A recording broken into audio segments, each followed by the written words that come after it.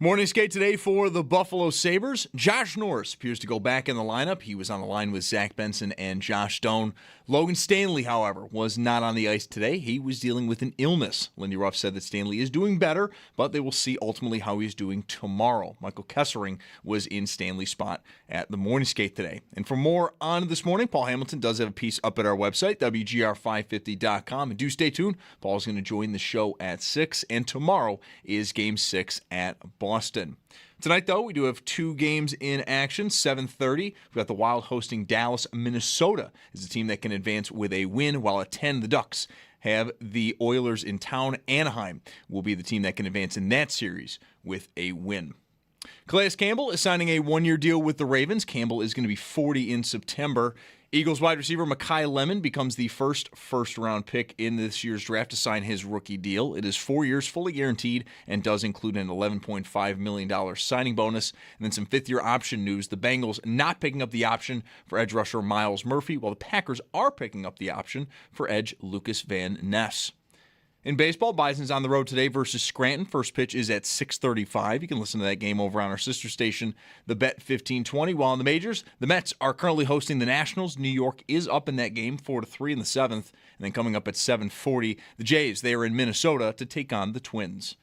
It's your Paddock Chevrolet Sports Update. Paddock Chevrolet with you for the extra mile since 1935. I'm Zach Jones for Western New York's Voice of the Fan, WGR.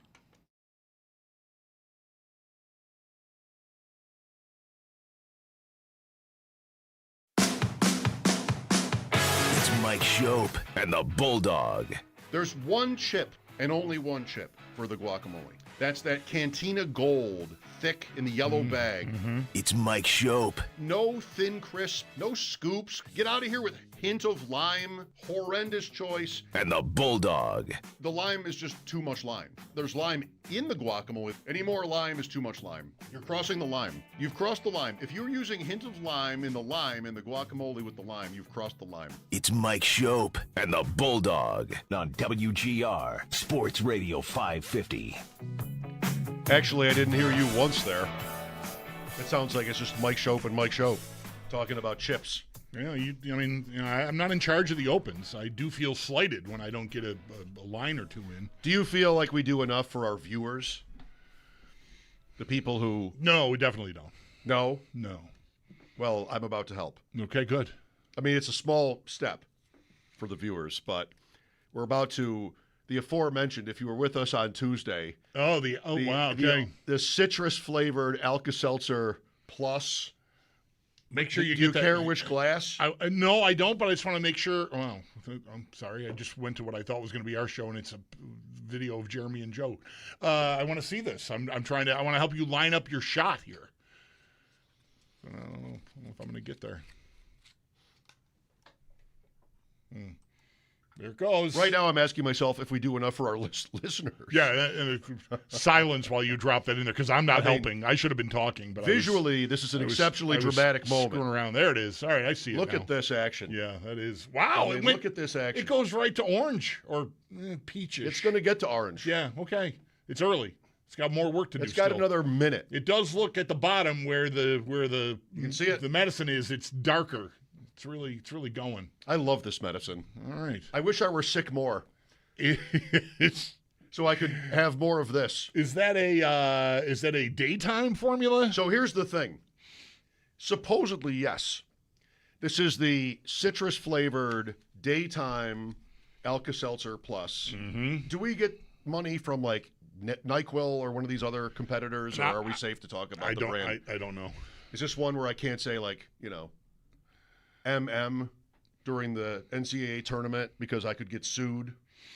I can say Alka-Seltzer. I'm going to find out. I guess so. Yeah, I don't know. So I'm out there with you. This one is the daytime one, much like the NyQuil experience. The orange one is the daytime one. Right. In NyQuil's case, the nighttime one is green, whether it's the liquid or the caplet or the gel cap. which I told you on Tuesday I had to bite into You because I could not bit swallow into it. to like lick the medicine out or snort, I had snort no- it. What, was it a I powder didn't or was it snort gel it. or what was going on there? No, it's a gel inside of a Right. like a thick plastic. Oh, that's the name, E. liquid gel. Yeah, I had. But I that. couldn't swallow it because Yeah. my throat is so constricted, so I couldn't swallow it. So I bit it open in my mouth and then chewed up the outer cap and threw it out. Did that twice because you're supposed to take 2. Someone is really desperate for the medicine to do that. I mean, You got to do what you got to do.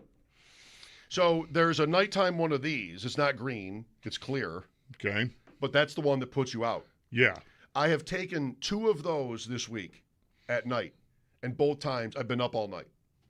Really? Yep. I I'm woke sorry, up I'm and sorry to laugh. the first time I woke up and I'm like, it's got to be, it's not light out yet, so it couldn't be past 6. At my house, it gets like big open space, so it's as soon as it could be light out, it's light outside my window. I look, it's 2. I thought it might have been, I mean, I slept hard, I guess, from midnight to 2, Yeah. and then I woke up. That's not really what you're looking for with that medicine. This guy, though, so what I've been able to do with the luxury of working the shift that I do, and I missed the show yesterday, and all my kids are out of the house at school, my wife's at work, I just took I did this twice. I did this Monday, I think, and then yesterday, and I take the orange one. And it knocks you out. At like 7 o'clock in the morning. Take the dog out, Mm-hmm. back to bed, take this one. Maybe I can just sort of do puzzles for an hour and then get up. Yesterday I got up at noon. Right. Right. How embarrassing. So we're going to have this to enjoy. Well, I'm hoping that I and our audience and our guests can keep you from nodding off. I know. It's funny, like I sometimes do take the daytime stuff when I'm not feeling good and I'm coming in here, but I really try not to, because whatever it is that is in there to offset the medicine that can make you sleepy or whatever's in place of the sleepy stuff makes my brain sort of short out. Oh, wow. It just Let's hope that it just doesn't like happen. it just takes me weird places. Like I have a very short attention span, and I can be talking and forget why I started down a certain road, and I mean that happens to me normally. That's tough when you're alone. But it is accentuated heavily by the non-drowsy cold medications. It's tough when you're alone. I have to avoid those. You have me, I have you. Yep. In this case, it could be, and the show will never have sounded older than this. It could be a Johnny Fever, Venus flytrap situation where Right. they're doing a sobriety test on the air on WKRP, and the more one of them drinks, the faster it's they Howard. get. Yeah, Howard Hessman's character. Fever's the one? Yes, he Flytrap's falling asleep. he keeps drinking, and his reaction times improve the more he that's drinks. Right. Fever is getting faster, Yes, and Venus is falling asleep. They were doing a demonstration with somebody against drunk driving or something like that to try to show how your reactions deteriorate, and he got better, which was That could happen. I think it's probably not probably wouldn't fly today. cause and effect. I don't think this is making Past me the tired. censors, but I think why I was tired taking the orange one at 7 in the morning is because I took the other one at midnight and was up all night. That's why I was tired. that'll do it. I didn't sleep. I find with the ones that are supposed to knock you out that if you take them, if you like double up on it or think like, oh, I'm just gonna really, that's when that happens to me. Like if I take a Theraflu at like 8 o'clock and then decide, I don't feel that sleepy, I'm gonna have a little more, then I'm up all night sort of tripping my balls off. I just can't even just like whoa, real stress. I'm kind of mostly kidding when I talk about whether I can say the name of this medicine. Is it also okay that I can actually take the medicine on the air? Is that a violation? I don't know how that is. Like a beer commercial kind of thing, where you can't be shown actually drinking the product on the show. It could be the kind of thing I don't know. where radio-wise it's not allowed, but everything goes on YouTube. Yeah, that's right. You could do anything there. the I could swear. It's the Wild West. Anything goes on YouTube. Yeah. Well, not anything, but it's a softer line. I mean, it's not as strict. All right. Well, good thing we're only on YouTube now and not on the radio anymore. I know, right? Very fortunate for us. Do you like the extra day off? No. I love it. Oh, no. Although I do feel maybe it is serving a purpose. Although if there were a game, I don't know. I think no. Because I literally did not know walking out of the arena Tuesday night when the next game was. I was so focused on them winning that game and us being there for it, and the whole crowd being there for it, having the moment Philadelphia had last night, which had to be awesome for those fans. Not that it's been 14 or 15 years or whatever, but still Close enough. It's been a while, and that's their one of their, if not their biggest rival. I mean, whatever. Yeah. Awesome moment. I was jealous. It sort of compounded the sadness watching that. Like, that was why we got the tickets in the first place, was to have that moment. I mean, I love a hockey game, but I've been to thousands of hockey games. I wanted to be there for that moment, and we didn't get the moment. And then watching Philly have it last night was, but I think the extra day. No, I would rather have a game tonight. I talk so often about missing the every other day rhythm, and here we are. It's getting tense, and it's not every other day. We've got an extra day to sort of stew in it, and I wish they were playing tonight. I think, yeah. For me, it's not that I'm pessimistic, but it's pushing off the potential for pain. Yeah, I hear that. I'll take a week off right now. That's what, I don't know if it's that interesting even, but I said it all the way through the regular season, just like, it can all wait. I just want it to last. And this means it lasts an extra day, I guess. Game 7 would be Sunday. Right. We know there'll be at least one more home game. Game 7 in the Tampa series would also be Sunday. If needed, there'll be one more home game. The way you said that made it sound like we know there's a Game 7. We know if there is a Game 7, there'll be a home game. Yeah. Well, I mean, it will be the next round. Right. Exactly. There'll be at least one more game in there. Gotcha. Hopefully there'll be 10 more. Yeah. But Tampa would also be Sunday if they, I guess, win Game 6 now in their series. Which is why I think you don't have a time yet for Sabres, because they're going to want to choose that. I mean, if there's going to be 2 Game 7s, they're going to want to, put them in their spots.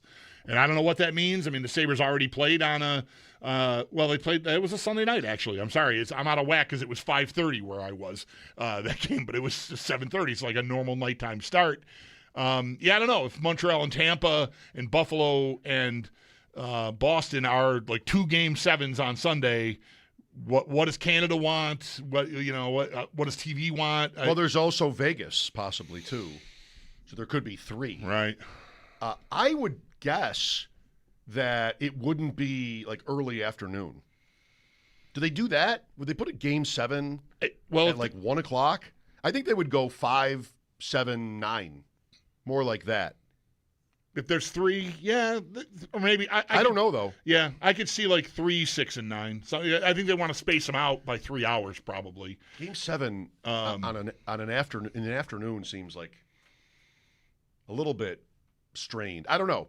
That's just my guess that it would be early evening. If there were 3, if there's 2 even, and it's in Buffalo and in Tampa.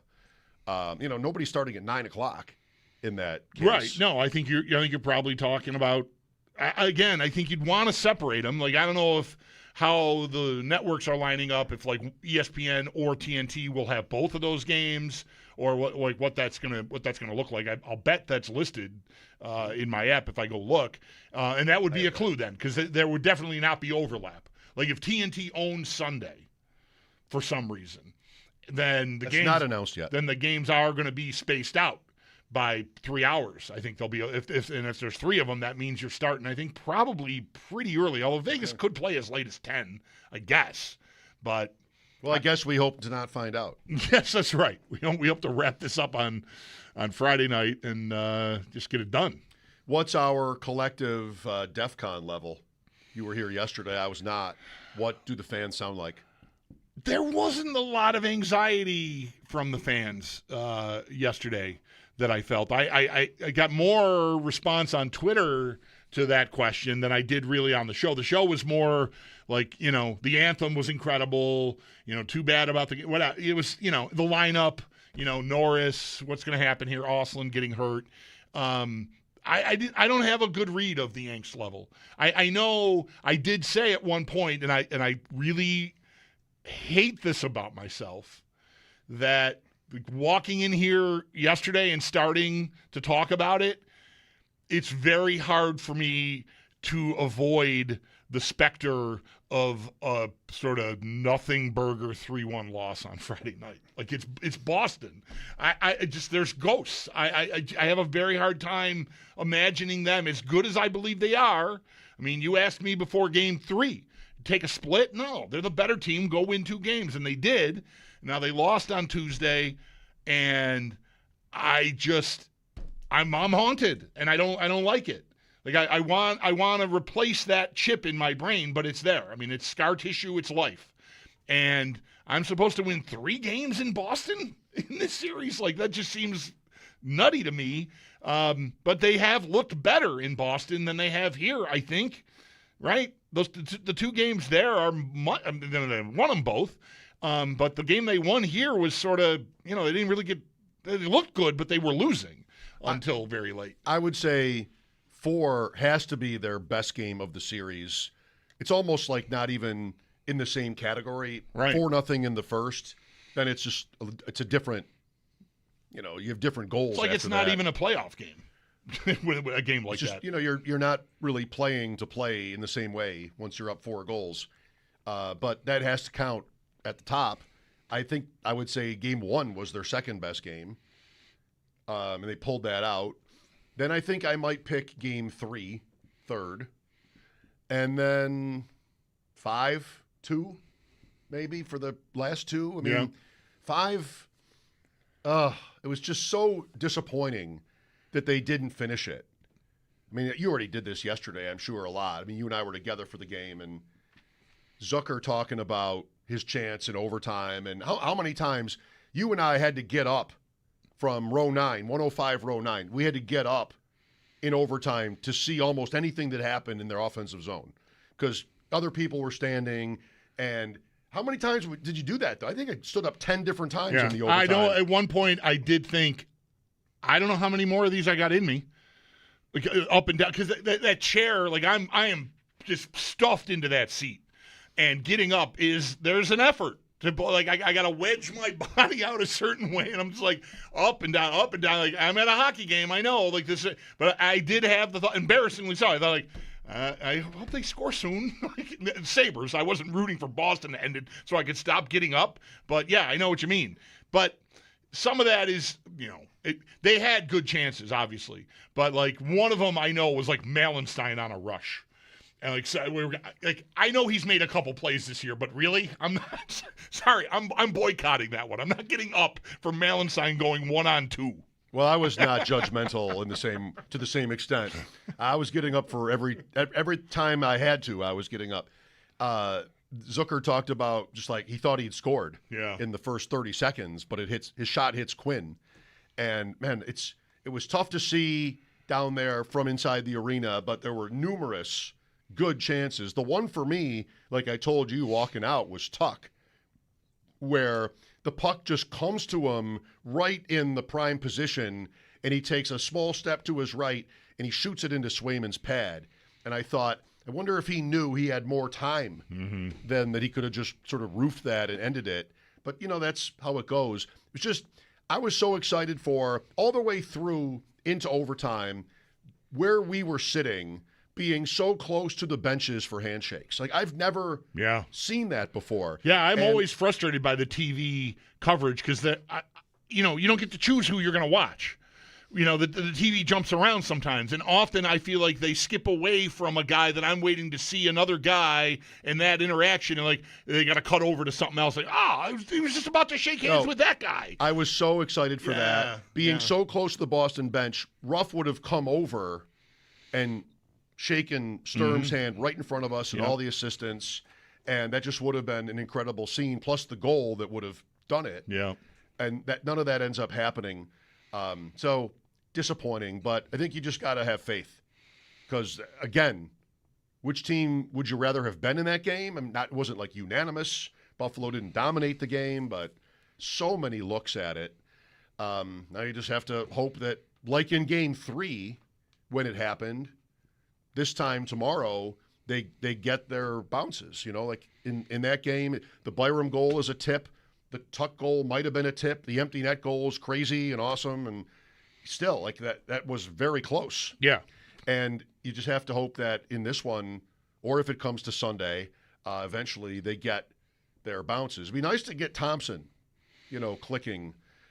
And Paul mentioned this on the postgame show the other night, how he said, and how Thompson has said, your best guys have to be your best guys, that whole thing. Mm-hmm.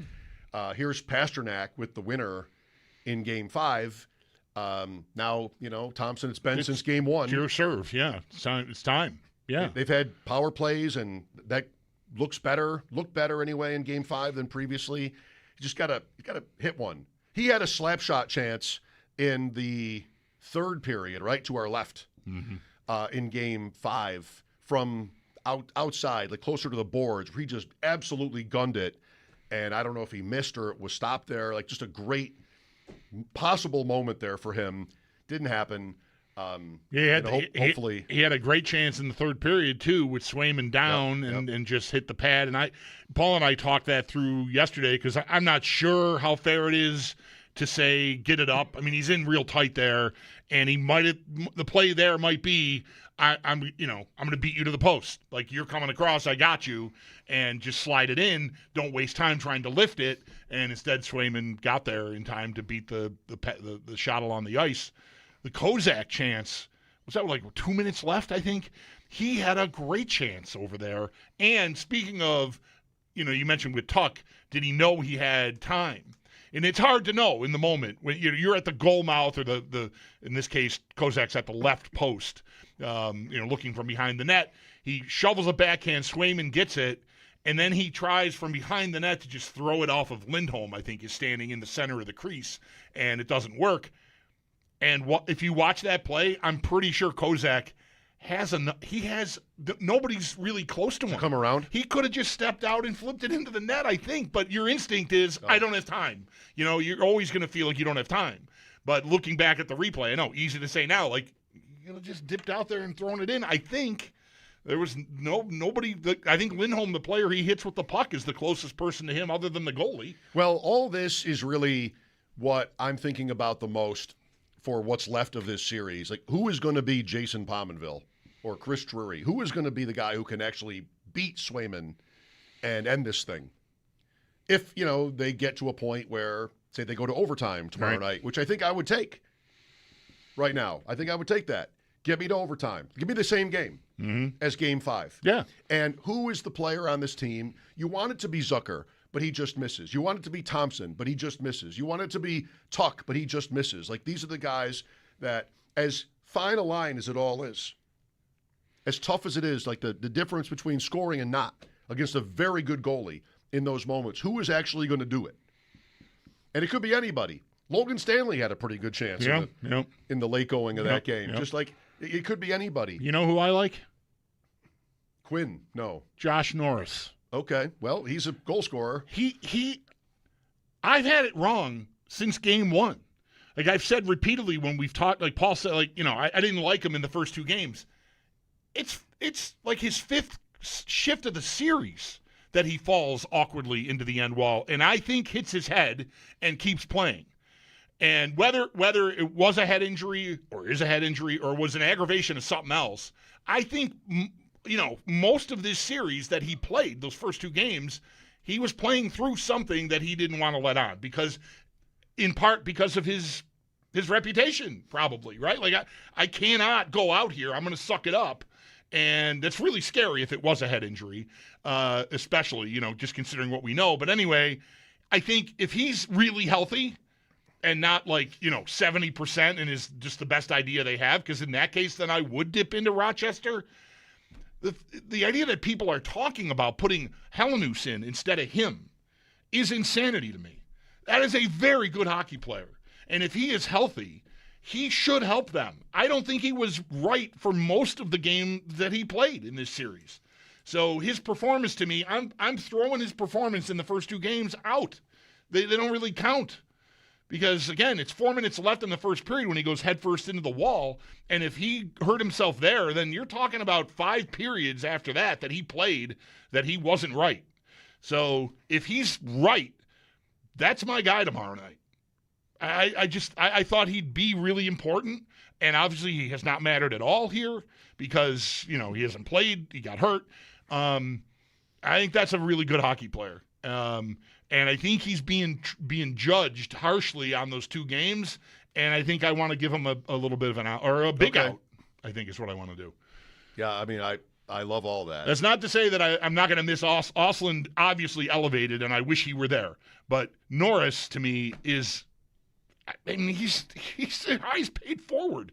He's a very good hockey player. Norris, Quinn, Benson, Krebs, one of these guys. Who wants to be a hero?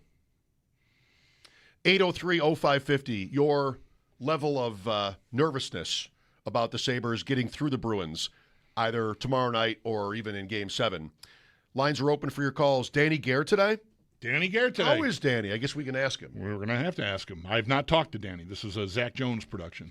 Paul will join us later. Sal Capacio in between. Sal has embarked, if you will, on his annual series of the Bills by position, online, quarterback. So we'll see what Sal thinks of Josh Allen coming up at 5. Is he a fan? Can he win the job? Can he actually win for once?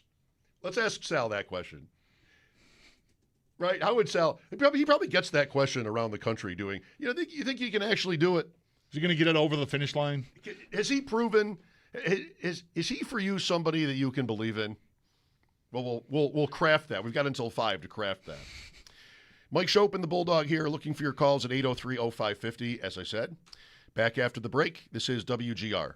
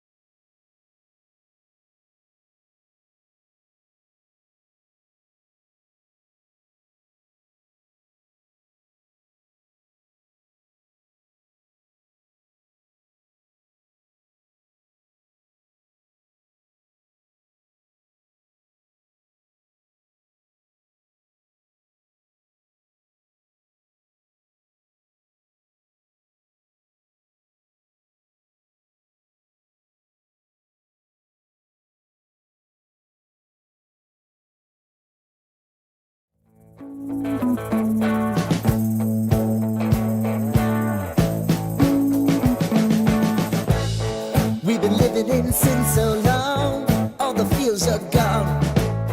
Fella stopped me on the street last night, said everything's alright.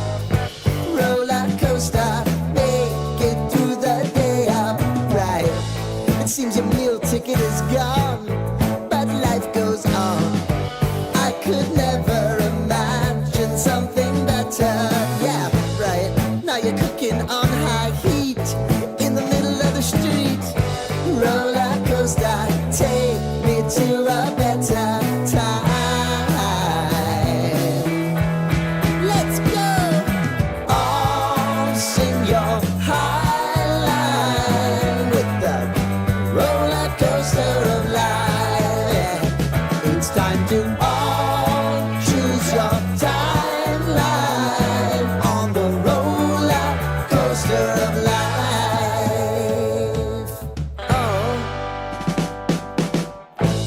You seem to easily forget how to place your bet. When everyday life gets you down, you gotta steal the crown. Got to own it. Don't bitch and moan about it, please. God forbid you scrape your knees, and it's nothing to sneeze at. Oh, I've told you over and over again. You gotta get both hands around it and make your own plans. Roller coaster, it's taking over. It's about time.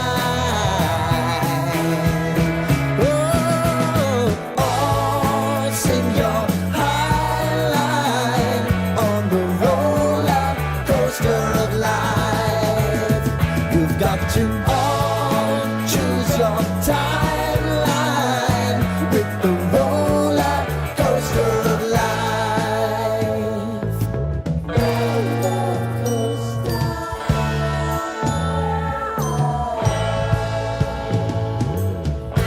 I want to go down the rabbit hole, down the rabbit. Yeah, I mean, that for a period of time, that line was really good for us and put him back in his spot. He had a great practice today, skated really well, feeling really good. You know, it's an opportunity where a guy like Norrie can just step up and he could be a big difference maker for us. Let's hope. And maybe the Sabres need that to happen. Josh Norris likely in for Noah Ostlund for Game 6, with Ostlund expected to be out a while. Mike Schopp and the Bulldog here. Bulldog was quick on that on Tuesday night, by the way. I don't know what I was like to sit next to. I couldn't talk. And I'm not a big... It was kind of nice. Was it? For once, you're sitting next to me and I can't talk. What a break. Although I was I had like a 7-year-old kid on my right, and so we didn't really talk a lot. When I got there, I was like, "You're the best teammate ever," because I'm a big guy and you're little, and this is great. And I gave him a fist bump, and he looked scared, which is fine. I can be intimidating. So I had you talk, and the kid. That was it. I didn't talk much either. I just watched. But yeah, I noticed right away. You're interesting. Have we been to a game together? Well, not in a long time anyway. But this was different than any game we would have been to together. Like, this was the playoffs. You're interesting to sit next to because you're this guy. Basically, you're doing what I'm doing. You're kind of processing it. You're not talking all the time. You're certainly not talking about the nonsense the people around us were talking about. Like, you're focused. But when something looks like it could go wrong, Bulldog turns into, oh my God, oh my God, oh my God. Like the winning goal. I mean, as soon as the puck came up the ice, you're like, oh no. And that's I was probably thinking it. Yeah, I know. I do. There's a few. Thompson, first period, I think. He tried to stick handle out like close to the net and gave up, and my head was in my hands. He froze. He froze, and I was like, oh my God! I think I did one of those, and I think it probably sounded worse than that. Like, I'm trying to exaggerate how bad it sounded, and I'll bet it was worse than, oh my God! Because I just couldn't believe he came out there with the puck and just like, what are you doing? Yep. So yeah, I can be, I can be pretty calm, and then I go to 11 like that. But you did notice, immediately, Austin took a penalty, and then he did not come back out. And you noticed that right away, he's missing. Why is he not out there? And from where I talked about this yesterday, we never saw, it was in that corner that's like a dead spot where we are. Like we never saw it. I didn't see him go down. I didn't see him limp to the bench. I didn't see him come out and take a practice twirl. Like Lindy said, I didn't see any of it. I just didn't see him on the ice with his line pretty early, and I'm like, where is he? What's going on here? Yeah, that was well done. Yeah. John is with us. Hello. Hi, guys. I just wanted to give my 2 cents on what Bulldog touched on earlier about, what might the general consensus of the fan base be. Of course, I'm not speaking for everybody, but I can think that, the vibe is that, we expect to win the series as fans. I think we're still confident that the Sabres will get it done once here in the next couple of games. But this is going to be an interesting game because if it's a close loss, say like 1-0, 2-1, 3-2, and Swayman has another, positive, difference-making performance. I think it's kind of like one of my worst fears before the series started was that he would ultimately become the biggest difference in the series. And if he has another good game, what's going to be on my mind towards Game 7 solely is going to be him. Yeah. And if it looks like it's possible that he might get a real chance to be the biggest difference in the series, and so I this game coming up is big. So I wanted to get your thoughts on Swayman, specifically because he's had a great series and he might be the difference, and that's kind of the fear in my eyes. He's good. I just continue to refuse to make it about goaltending. Alex Lyon was just as good, or no, in Game 5. What was Game 4? All your points are valid. I'm okay. I'm a numbers guy. The Sabres are minus 465 to get this home. That's a huge favorite to win the series from here. Mm-hmm. I mean, it's much bigger than it was when it started. So, sure. I mean, hockey history, playoff history is filled with goalies that weren't Jeremy Swayman that were great in a deciding game. He's a Vezina finalist here this year. He's one of the best goalies in the league. So I'm more with the caller than I'd like to admit. I already said, I'm very nervous about winning a third game there, and it has nothing. See, this is the trick that life and your brain and your experiences can play on you. It has nothing to do with how the series has gone. I mean, Swayman's performance notwithstanding, I mean, that's impactful and matters to it. But they could have your name here. Korpisalo could be, if Korpisalo were playing like Swayman is right now, I'd be just as scared of him. Just another game in Boston, I'm just, there's ghosts, and so it unsettles me. And so the caller's talking about Swayman. If he gets this one, now you're coming into Game 7, and he's riding this hot streak, and that's tough to me against journeyman Alex Lyon. That's hard for me to get optimistic about. All right, John, we'll see. Here's Eddie next. Hello. Hey, thanks for taking my call, guys. Sure. I don't want to rationalize. Seeing you guys on the video was pretty cool. I mean, national coverage. That was pretty cool. International, multinational, if you will. Thank you. Wow, you've already been internationally famous for years. But I didn't want to rationalize myself because a few months back, my son finally got into the Sabres, first sporting team he's ever been into. He's 24 years old.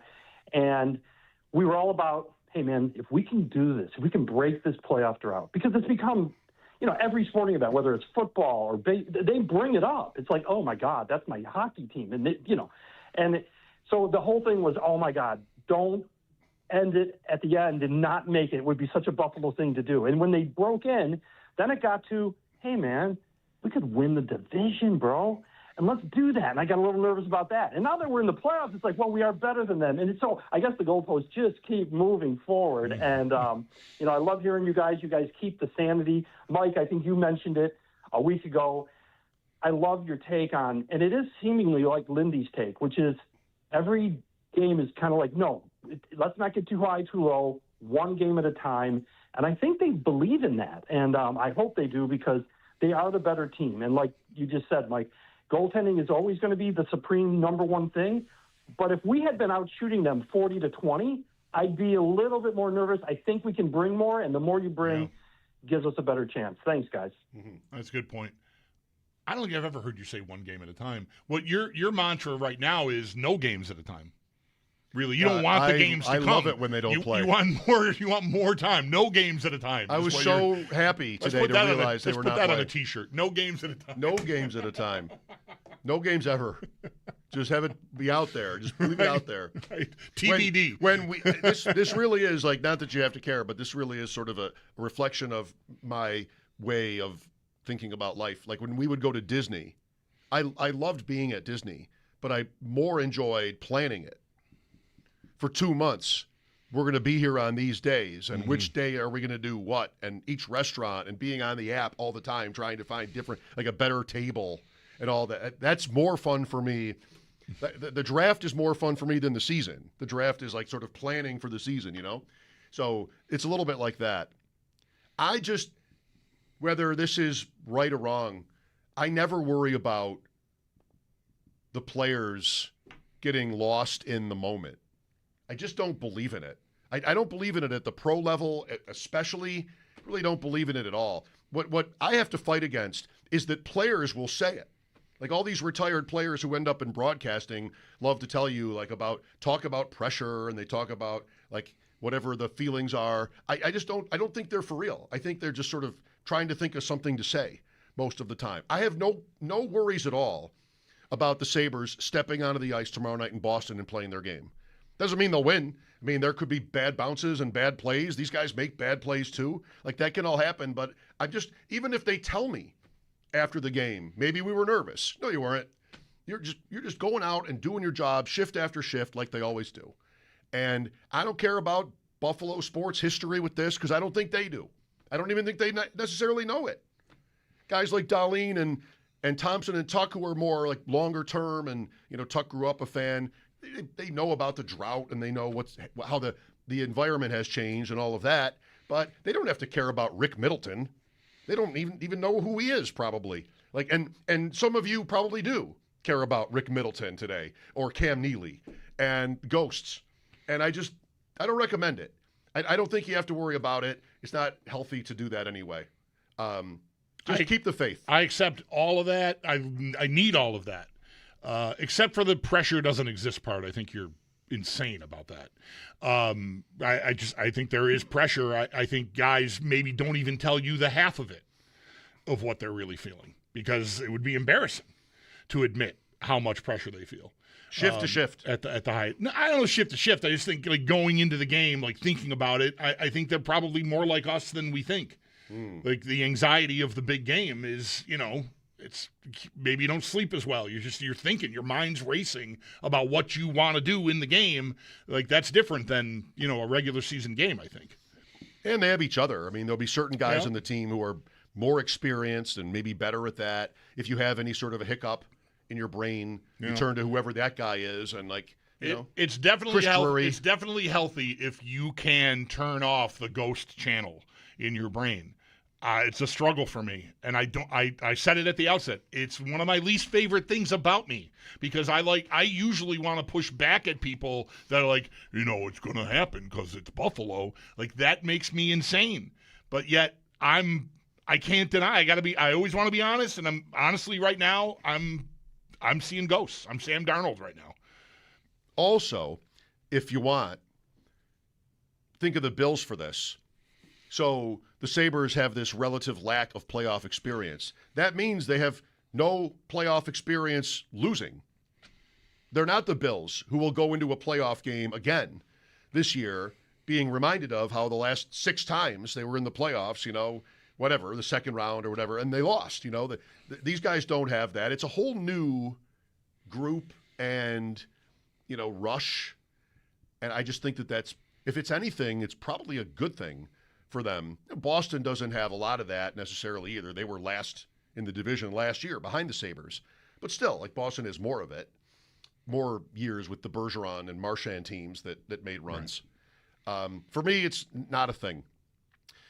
Danny Gare would know. But Danny's going to, and who am I to say he's not being truthful? But he's going to talk about experience, right, and pressure. Mm-hmm. I just can't believe that when you step onto as fast as this game, especially now more than ever, as fast as it moves, when you get out there you're distracted by, wait, what game is this in the series, and when did we last win it? Like, I think you're just playing. But what is that to say to Paul? Yeah, I don't know, man. It's hard. I don't think they're thinking. It's what you're feeling. Like,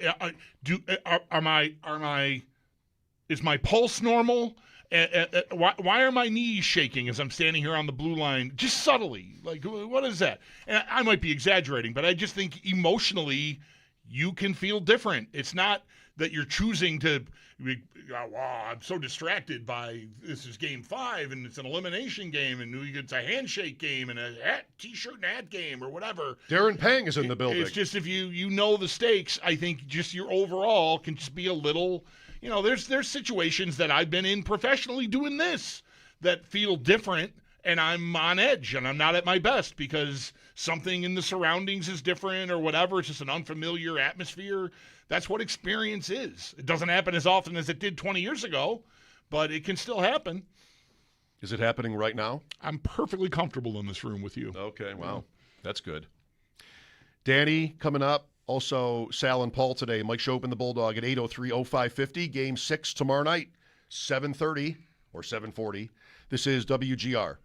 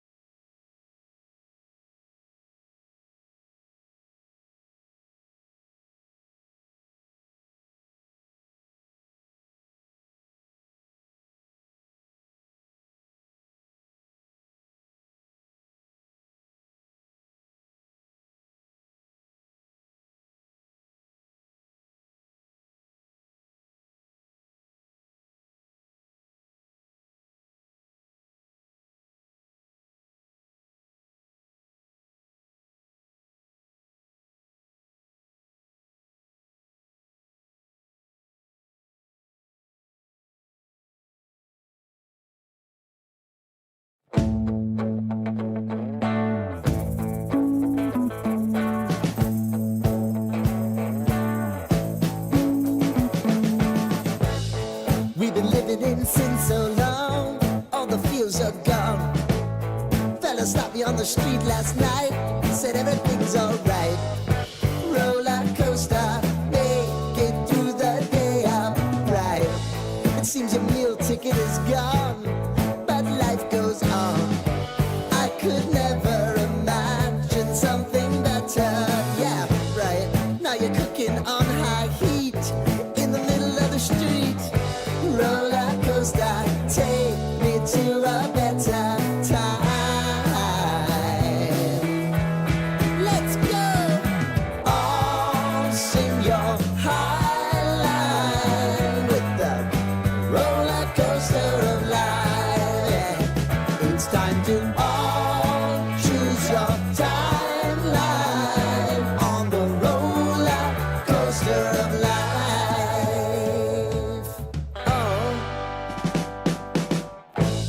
You seem to easily forget how to place your bet. When everyday life gets you down, you gotta steal the crown. Got to own it. Don't bitch and moan about it, please. God forbid you scrape your knees, and it's nothing to sneeze at. Oh, I've told you over and over again. You gotta get both hands around it and make your own plans. Roller coaster, it's taking over. It's about time. Oh, sing your high line on the roller coaster of life. You've got to all choose your timeline with the roller coaster of life. Roller coaster.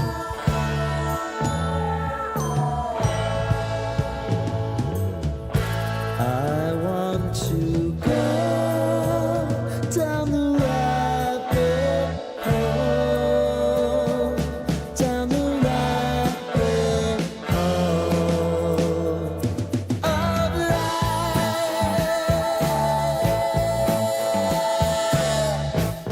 And now it's about to leave.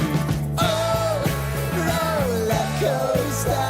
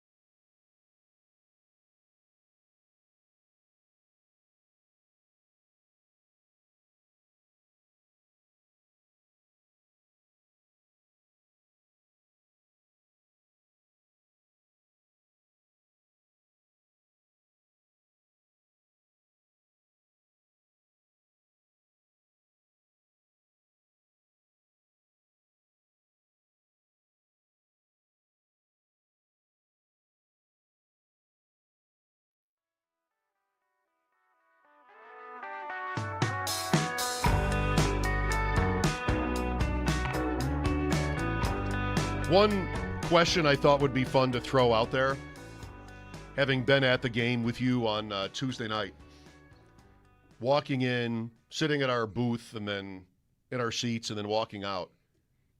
19,070, right? That's our number. I believe that's right. 1970. So 19,070. No, I'm sure that's not a coincidence. How many different Sabre jerseys do you think there would be in that building? So there were hardly any Boston fans in the building. I mean, a few.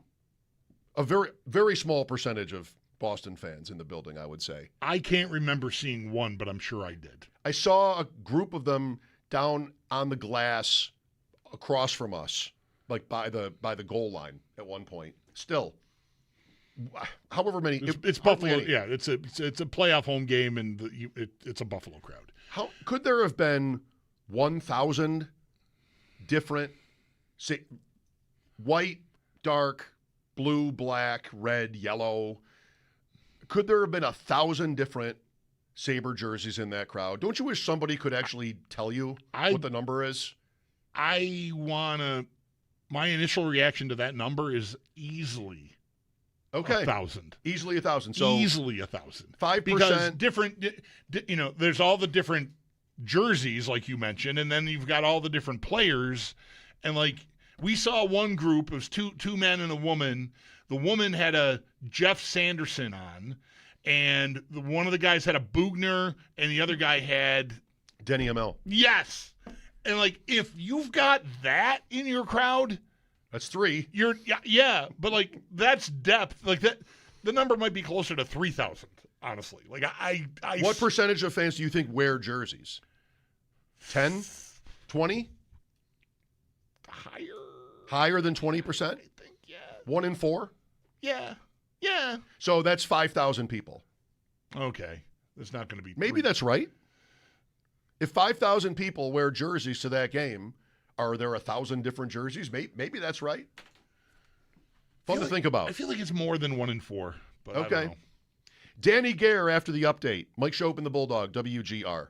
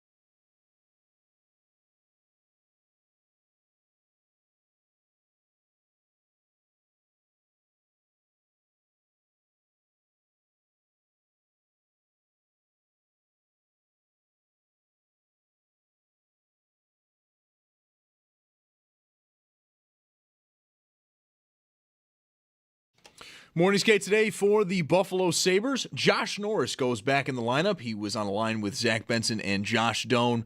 Logan Stanley, however, was not on the ice. He is dealing with an illness. Lindy Ruff did say after the skate that Stanley is doing better, but they will see how he's doing tomorrow. And in his place, Michael Kessering was in the lineup for the morning skate. For more on today, Paul Hamilton does have a piece up at our website, WGR550.com. And do stay tuned. Paul is going to join the show at 6, and Game 6 is tomorrow at Boston. 2 games tonight, 7:30. We've got the Wild hosting Dallas. Minnesota can advance with a win, while at 10, the Ducks have the Oilers in town, and Anaheim is the team in that series that can advance with a win. In the NFL, Calais Campbell is signing a 1-year deal with the Ravens, and going into this year, Campbell is going to be 40 in September.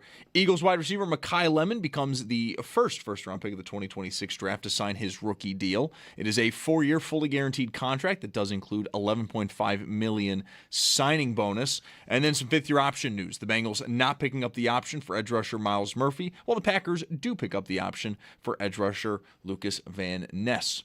While in baseball, Bisons are on the road versus Scranton. First pitch tonight at 6:35. You can listen to that game over on our sister station, The Bet 1520. And then we've had some early afternoon baseball. The Mets do drop one in the Nationals 5-4. And then coming up later tonight at 7:40, the Jays are in Minnesota to take on the Twins. That's your Paddock Chevrolet Sports Update. Paddock Chevrolet with you for the extra mile since 1935. I'm Zach Jones for Western New York's Voice of the Fan, WGR.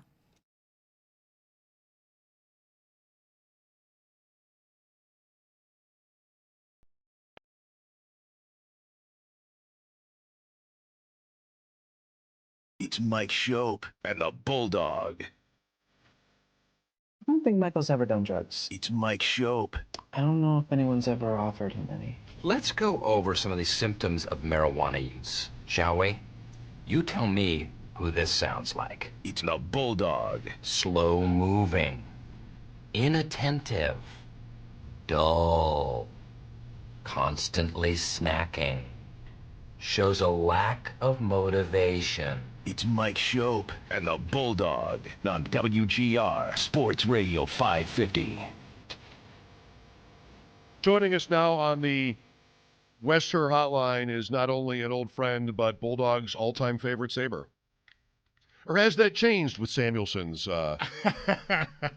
season, Danny? I should have asked Bulldog first. I like that Benson, Danny. I love Benson. Benson is he's a beastie boy. Isn't he the best? First question for Danny Gare. Isn't Benson the best? You know, hi guys, how you been? Hi. Good, Danny. It's great to talk to you. Thanks for making time for us. Yeah, no problem. It's funny you talk about Benson. About 3 years ago when they had the prospects camp, there was myself and Rob Ray and Brian Duff and Marty, and they had the kids all in the Alexis room there at the arena. And I get up and I go, "Are there any British Columbia boys here?" And he's sitting in the front row. This little guy looked a little like me. He jumps right up. "Me, I'm here. You know, I'm from British Columbia. I'm from Vancouver." I said, "Cool." And after it was over, he came right up to me. He says, "Can I get a picture?" My dad was a big fan. What a great kid. I just love the way he plays, and he's been great for the team. So you knew he was on the team. You were tricked for a second that maybe he was a fan because of his stature. Or some kid who won a contest. He was actually up. Yeah. You knew who he was. Chilliwack, British Columbia. He's just, he's got energy. He reminds me a little bit of myself, the way he plays. And I'm just happy for the team and him and the way that they're continuing this playoff push. You know, you mentioned that you see some of yourself in his game. Boy, something I hope he can really work on is his shot, Danny, because obviously you had an elite-level wrist shot. And I feel like Benson – I'm thinking of Reinhardt. You remember Dan Bilesma talking about Reinhardt? When Reinhardt's shot developed like in his third or fourth year here, I think that lines up with Bilesma. He said his shot used to be a muffin. And now he can really shoot it, and he's become an elite goal scorer. I feel like Benson needs to spend a summer just hammering pucks against the barn door, I think. Not a bad thing. No, I totally agree with that. And you know what? And when you say that, I was listening to you guys earlier about Swayman and the way he's been playing. And, I went up against a lot of great goaltenders. But when you have great goaltending, you just got to shoot more. You got to have that shot mentality. And I'm yelling, at the rink or at the TV, shoot the puck. And you got to get pucks to this guy because he's good, obviously, around the net. He doesn't give him any rebounds. He plays with that emotion, but you've got to take away his eyes and fire the puck wherever you're at. Point, side, top of the circle, wherever it is, and just continue to get pucks because that's, I feel, the only way you're gonna beat them like they did in Game 4. Danny, you and I haven't talked in a while. I'm not sure about with Bulldog, but like this season overall, how shocking is it for you? It's been a fun thing to talk to different guests over the course of the year. Some would tell you they were not that surprised. E.J. Raddick, for one, from NHL Network. It's like, I've always liked their roster. They just needed to come harder. And so that's one theory. Are you like that, or are you more just kind of blown away that this was possible?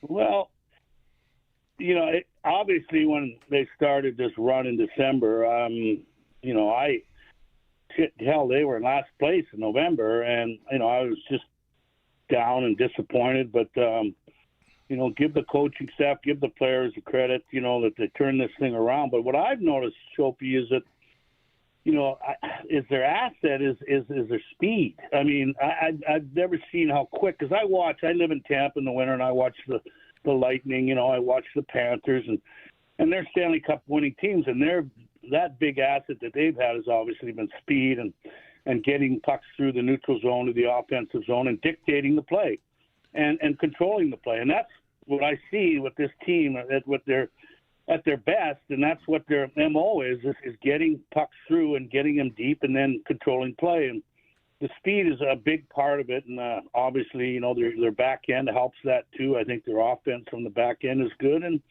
the goaltending's been good. So, yeah, I've been amazed by it. I'm excited. I talked to Lindy before the series, and I said to him, I said, well, Lindy, what was it that turned it around? And he looks at me and goes, my nickname's Tickets. He goes, Tickets, just good coaching. That sounds like him. Right. Of course. Yeah. Right.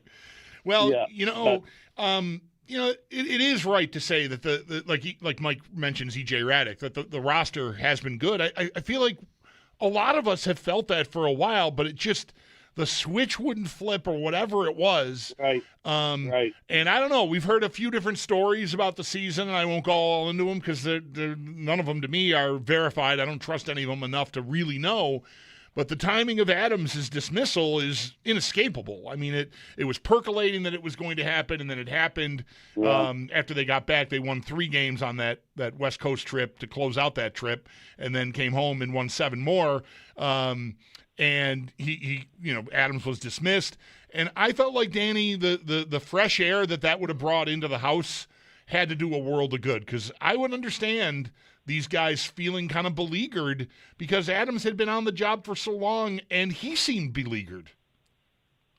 Yeah, I mean, Kevin, I have a great respect for him. Unfortunately, when he was dismissed, Jarmo, who he brought in, who I've known for a while, and Jarmo's he's a no-nonsense type guy. And he also brought in another guy that I coached, Mark Bergevin, who was the general manager. And these guys are, they're legit general managers. Not that Kevin wasn't. It's just that Kevin maybe didn't have the experience at the time and how to, finish it off or whatever. But, I mean, the thing is that I think when Jarmo went in and talked to the players and gave his viewpoints about what the situation is and where he stands with every player and so forth, it gave him and the coaching staff, I think, a little leg up as to, hey, boys, this is real now, and let's get it together. So, and they did. Did you say you coached Bergevin? I did in Tampa. Yeah, in Tampa. Wow. Yeah, he was our he was our 4th, 5th defenseman. My 2nd year in Tampa, 2nd and 3rd year coaching with Terry Crispin. But he was a great guy. I mean, he's a absolutely great player at the time, And after he retired, he went into scouting for the Blackhawks and then moved up the ladder and became the general manager, along with a couple of my other teammates, Rick Dudley and Larry Carriere. And he's quite a comical guy, but he's very serious and knows the game very well. So that's in like the early 90s with Crisp? Yeah, it would have been right? 93, 94. Yeah. Okay, when they were pretty new. Yeah, we started. They started the franchise in Tampa at 92. They got the franchise with Esposito. Yeah. Very good. With Danny Gare. We've talked about Benson, so maybe the answer is Benson. If it's not, who's your favorite player on this team to watch? Oh, I'm a big Tuck fan. I like the way he plays the game. He plays it hard. He seems to find what's needed when needed. Obviously, Tage Thompson, who scores goals. I love goal scorers, and you mentioned Samuelson and Darlene, obviously, and the other kid that I really like, another British Columbia boy, is Bo Byron. This guy has been unbelievable for them, and those are probably the guys that I look at. I mean, there's other guys too, the role players, Zucker and Krebs and Malenstein. So, no, I think they've got a real good bunch of guys as far as fits go for the team. Like each guy has a role, goes out and does it. And I still feel, I don't know. This team, I said to Lindy before the series started, you're the better team. Yeah. And he agreed. And they are. They're the better team. It's just that, again, I think in Game 5, what I saw a lot of was the Bruins trying to slow the team down to the neutral zone, clogging up the zone, and like a rope-a-dope style, so they can't get their feet moving. And I think that's something they have to get back to. And obviously they did that in Game 3 and more in Game 4 in Boston. But, again, they just have to get back and go play the game and don't overthink it. You mentioned liking the goal scorers, Danny, and Tage Thompson specifically. And I mentioned already your the great shot you were blessed with and worked to have. I shouldn't say blessed like you just showed up and had it, or maybe you did. I don't know, but I'm sure you worked at it. How much do you think that part of the game, shooting the puck, has changed since you were playing? Like I was, a little kid when you played. And so I don't, and plus, this wasn't all the analysis that we have now, but part of this is with my kid having been a goalie at the junior hockey level that he was, and talking to him about shooters and the things the goalie has to process. And you hear so much now, at least I do anyway, I read about it, I seek it out, like changing the angle of the shot just subtly to try to throw the goalie off because the goalie's so good. And what they're doing is they're reading your hands and they're reading your stick blade and trying to compute what angle that shot is coming at rather than just wait and react to it, because if they do that, they're dead. Was it like that in the 70s? Or did you just let it rip? No, definitely. I was a right winger. And when I was a kid, just to let you know, I was 12, 13, and underneath my son deck, my dad was the athletic director of the university there, and he played. And he said, son, in order for you're small, in order, for you to get better, you've got to shoot 200-300 pucks a day. So I'd wax down, a piece of plywood and then shoot into an old archery net that was, about 40 feet away, and I'd shoot 200-300 pucks a day before school or after school. But the one thing when I used to do that, I used to play around with the puck a little bit. And what I found is when you can pull the puck towards you, like I was a right winger, when I was going at the top of the circle down on a goaltender, if you change the angle, they had to move. They had to move. The element of air for them was to move. And anytime if I hit the net that was on the low left post or the right post, and if it hit their skate or the stick, all that they had as protection to stop the puck was their stick and skate, and they would be moving. So there was always a possibility of, if it was a good hard shot, it would go in, or you'd get a rebound to loosen Ramsey. So it was get the puck to the net, move it, and change the angle a little. And you see that a lot with these guys now. I mean, Tage Thompson, he dangles that puck like crazy, but he can zip it too with these new graphite sticks. And gosh, I got to tell you something. I don't get it, but these sticks are breaking like crazy. All the time. My son has pointed it out to me that in these playoffs, right? Yeah. I thought there might have been 15 broken sticks in our game on Tuesday. I don't know if that's close, but yeah, it's just crazy. But I mean, we went through a couple dozen every 4 months, but those were wood and they lasted longer. Yeah, last night I kept noticing that too. I wonder how big a topic that is. I'm glad you noticed that, Danny. With Danny Gare. So, I mean, you're talking to Lindy Ruff. We've had a great ride here on the show this year, just watching this sprout and become the season that it's become. I just refuse to worry about and have been this way, their relative lack of playoff experience. I mean, you've been on teams that were new to it and maybe not new to it, maybe 75 versus 80, for example, and whether it was a different. We have the Bills who are in the playoffs every year, but when we get to the playoffs, we're like, oh no. And, here was something that just came out of nowhere. Am I naive to think that when these guys take the ice tomorrow, any of these playoff games, that they're just going to kind of be loose? Is that something you have to work at?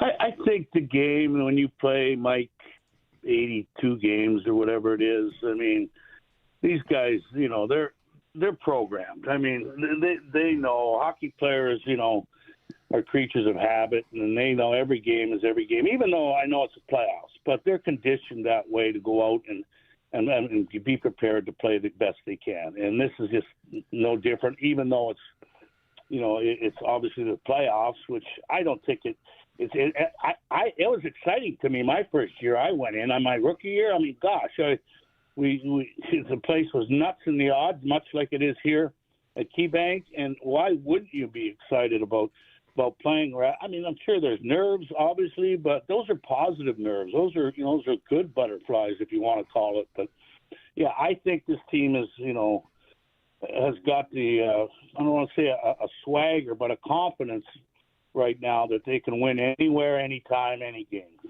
That's a good point to bring up 75, because you're a rookie. You score the game winner in game one in overtime against Montreal to get that series rolling, and everybody else on that team that would have been there, all they would have had is that one series in 73. Right. So it's not like they were like long in it, and they, it was only 3 rounds to get 2 rounds to get to the final then, but still, like the lack of experience didn't stick to them really. Versus the Canadians. Right. Versus like a team with like 10 Hall of Famers on it. Yeah, no, it was exciting. And when you get, that's what you grow up as a kid to play for, and when you get the opportunity, it just raises the bar. I mean, it's just like, this is exactly what you dreamed of all your playing career, to get into the Stanley Cup playoffs, and here they are. I just think that, like I said, you just don't overthink it. You just go out and play the game. They're a confident group. I mean, you saw that the last 3-4 months. They've beaten teams, any team, any given night. So good teams on the road, at home, whatever. But, I'm looking forward to Game 6. I think, it's going to be, obviously they get tougher as the series go on, but I think that the big thing is that the room, the players, the coaching staff understands what the situation is, and then you go out and just play it and let it roll. But I think a big part of it is, I don't see the Bruins. They don't want to get into a track meet with this team, because they're going to rope a dope this type game again and try to slow it down. And you got to give the Pasternak kudos on the goal. I mean, Sabres had numerous chances, to tie it up, but Swayman was there, and that's part of playoff hockey. But this guy, he's a world-class player, and he scored a great goal. So we move on. That's the end of the night. How about the beginning of the night with the "Oh Canada" moment, Danny? Yeah. I mean, I was so moved and so proud of the whole thing. Me too. Being born up in Canada, I had so many people texting me because, in Canada, and it's funny because when I played back, we had 30-40% of our fan base, and still I don't know how many are there now, but we're Canadians, and give the American people and the Buffalo fans that were there, they knew the anthem, and God bless them, and they sang it, and I thought it was awesome. It was just, that's what Buffalo fans and Buffalo people are about. They get it. They know when to jump in and save the day. Someone on social media, I don't think it was directed to me, but I came across it, said it was like 19,000 people getting out of their car to help someone stuck in the snow. Right. Exactly. There you go. Which is something that I think the area is, known for and pretty boastful about. Neighborhood.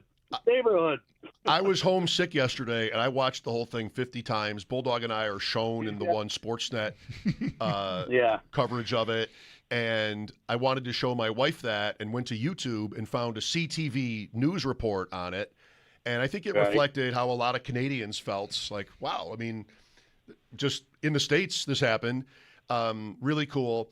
And one of the women on the panel, and I did not grow up in Canada, but as a hockey fan who watched CBC, she spoke to me because she said, I learned "Oh Canada," but the middle part in French. And I always love it when I'm watching a game and that middle section is in French because I can sing along with it. I don't know the whole song in 2 languages, but I know that middle part because you would get that from the Forum or maybe from Ottawa. Sometimes. Yeah. Yes. And another woman on the panel said she grew up out west and they never learned the French version of it. So that's our next goal. Somehow, if we can pull it off, Bulldog. If it happens again, well, if they sing it in French. If they play Montreal, maybe they should. We'll get practice hearing them do it, and then maybe we have to figure out how to do it ourselves.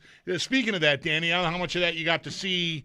I mean, that series has been just 1 goal game after 1 goal game here 5 times now, 3 of them in overtime. So I mean, really tight. I don't know. What do you? It's I don't know. We don't want to jinx anything, but like looking ahead, right? We close out Boston. Who's the tougher out there? I feel like it's flip a coin. Those 2 teams are so good. Montreal, Tampa. I agree. I don't know. Montreal obviously winning last night, and they're going back up to Montreal, which is always a difficult place to win. I mean, I remember in my first year, we beat them in Game 6 up there, which never happens. Most of the times you were winning at home because home ice was really big back then. But I see Tampa. They're the veteran, talented team, good coach, well coaching. And then you've got a young up-and-start coming team like Marty St. Louis got in Montreal, and they got some players too. But either way, I mean, you're looking at 100-point teams, going into the next round, and they're all like everything's the same. I mean, they're all everybody's good, right? Yeah, everybody's good is right. All right, Danny. Any questions for us? No, can you just help me with the weather a little bit? I came up camp, it was 75, but I got 1 day of golf in with my old buddy Darren Pang on Monday, but the weather here, wow. I hear you. Don't look at the 10-day because next week I think we're pretty clean on the weekend, and then I see like rain every day next week. Oh no.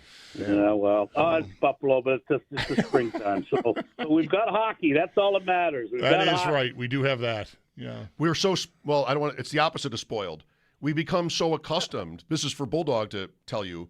So accustomed to the Sabres not being in the playoffs.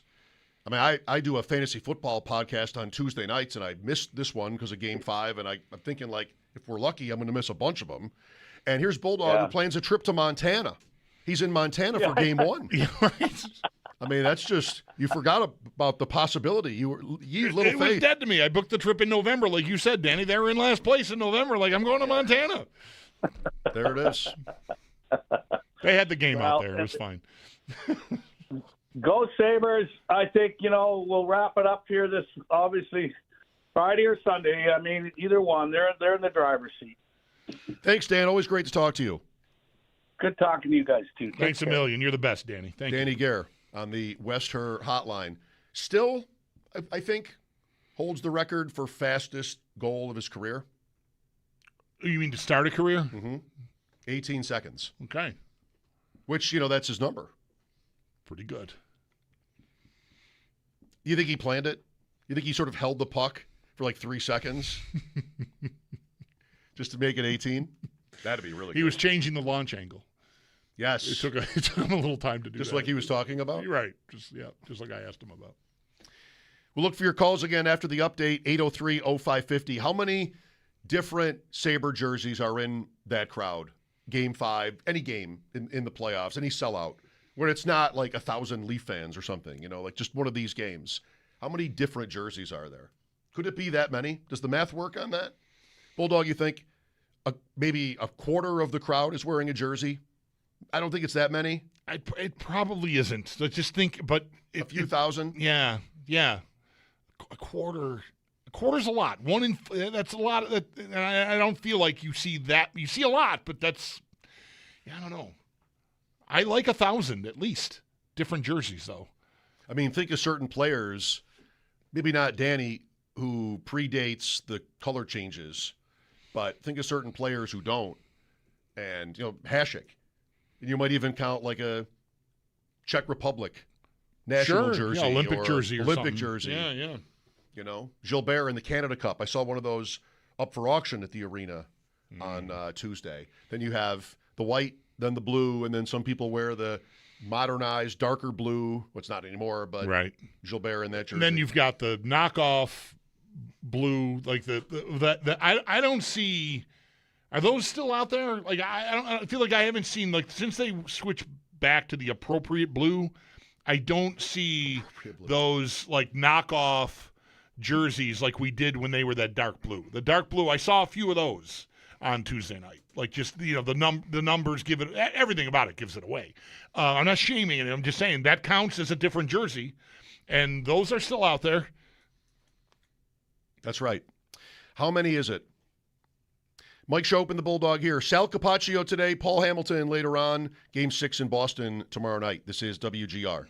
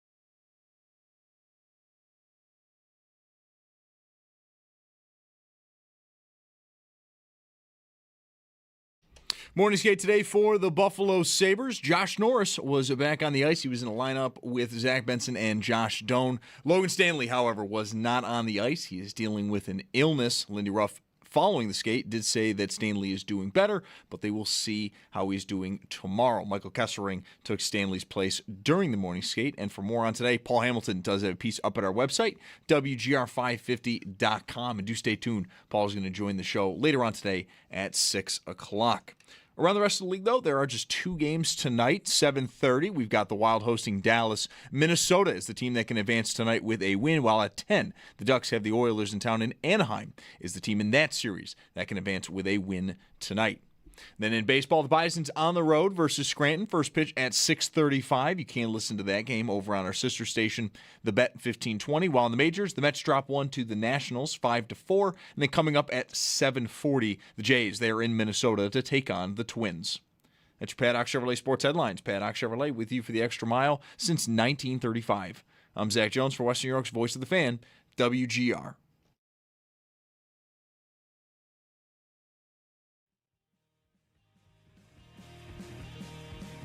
I think especially from Game 3 onward, I think this is going to be sustainable, and I still think Buffalo's going to win this series.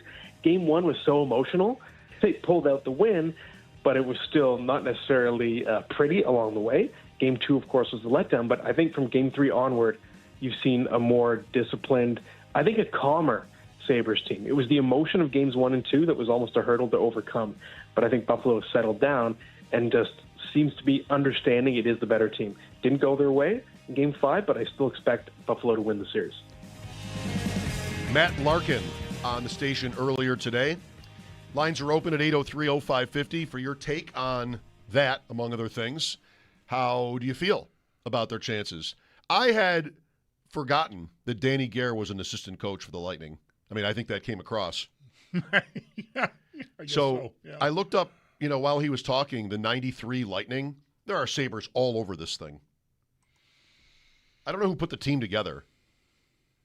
In order of points, players who had played for the Sabres: John Tucker, Adam Creighton, Mikhail Anderson, Joe Ricci, Mike Hartman.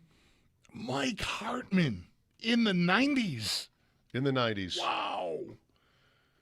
I barely remember him as a Sabre. I mean, a lot of people, he and Kevin McGuire were like a tough guy tandem for a while there. I don't remember him anywhere else but here. But that era is also a little wonky for me. Like, I would have lost track of him after he left here, probably. Or even before he left here, because I just sort of checked out for a bit. Also, David Littman, who was the Amherst goalie for a period of time, played only 2 games for the Sabres, played 1 for the Lightning, gave up 7. That's a tough way to post your stats. Yeah, that's tough. That's going to stick. Can somebody give him one more game? Right. If he's out there at age 58? 7 on 21. Tough one. Sabres and Bruins, Game 6 tomorrow night, 7:40 probably. Do you like having tonight off, as it were, from the series? I do. As Bulldog coined the phrase earlier today, no games at a time for me. Yes, just have it all be something I can look forward to. I just want to look forward to things in life. I don't want to experience anything. I just want to be able to look forward to it. Well, it can't hurt you if it never comes. That's right. Exactly. So you're exactly. It's all good. You're also never going to experience it, but still, yeah. I'm never going to live it. My life. I'm just going to look forward to ideas. Just going to make plans. Yeah. I feel like once the game begins, I'm much better. I mean, I know we talked about our experience sitting there next to one another, and I've got these moments where I go from 0 to 60 pretty fast. Like, but like the hardest part for me is the time. It's stupid because I'm not a player. Players will tell you that I want to go play. Enough of the talking, enough of the thinking about it, enough of the practicing and honing. Let's go play. I guess I'm like that, although it's obvious I'm not a player. I just hate the in between, and I get it. I like anticipating things, but sure, this I just want it. I wish it were tonight. We're back lined up with the other series now in the East. Right. Tomorrow at 7 is Tampa Montreal. Canadians with home ice can close it out. than the Sabres game at 7:30 in Boston. The other series in the East is set. Philadelphia at Carolina. Carolina minus 315 favorite to start that series off. Do you think they'll have an easy time? I probably, but I want to leave the door open. I didn't realize as the season was coming to a close and Philly was making the push they were that ultimately got them into the playoffs, how capable of just smothering a game they were. Like they've had some time in this series, and it hasn't all been like that. But mostly they can tie you up, and I want to allow that is possible even against a team like Carolina that is like so just dependent on getting pucks to the net, and just really bombarding the net with pucks. That's been their game plan. That Philly would have a way to counteract that. Kind of, we'll let you shoot from out here and just try to counterpunch. I think that's a lot of what they did do against Pittsburgh. So I want to give Philly a puncher's chance, and I guess that line gives you that. I mean, it's not minus 500, it's minus 3. So, but Carolina's rightly favored, I think. Like they're a bigger favorite than they would have been in round one. They're a bigger favorite than the Sabres or the Lightning were in round one. Yeah, minus 315. Yeah. The Sabres minus 465 on FanDuel to win this series. I had a little three-legger that last makes sense. night. You got two cracks at it. Your opponent's win. only got one, so yeah. I had a nice little three-legger last night. Oh yeah. Yes, it was Canadians, Flyers, cash out for the win. Okay. Wow. I didn't want to stay up. Couldn't see it all the way to the end. I did. I chose not to. I can't say I'm never cash out guy like I like to say. I like to think of myself as never cash out guy. But I had Utah, and when they went up, I think they went up 3-2 in that game.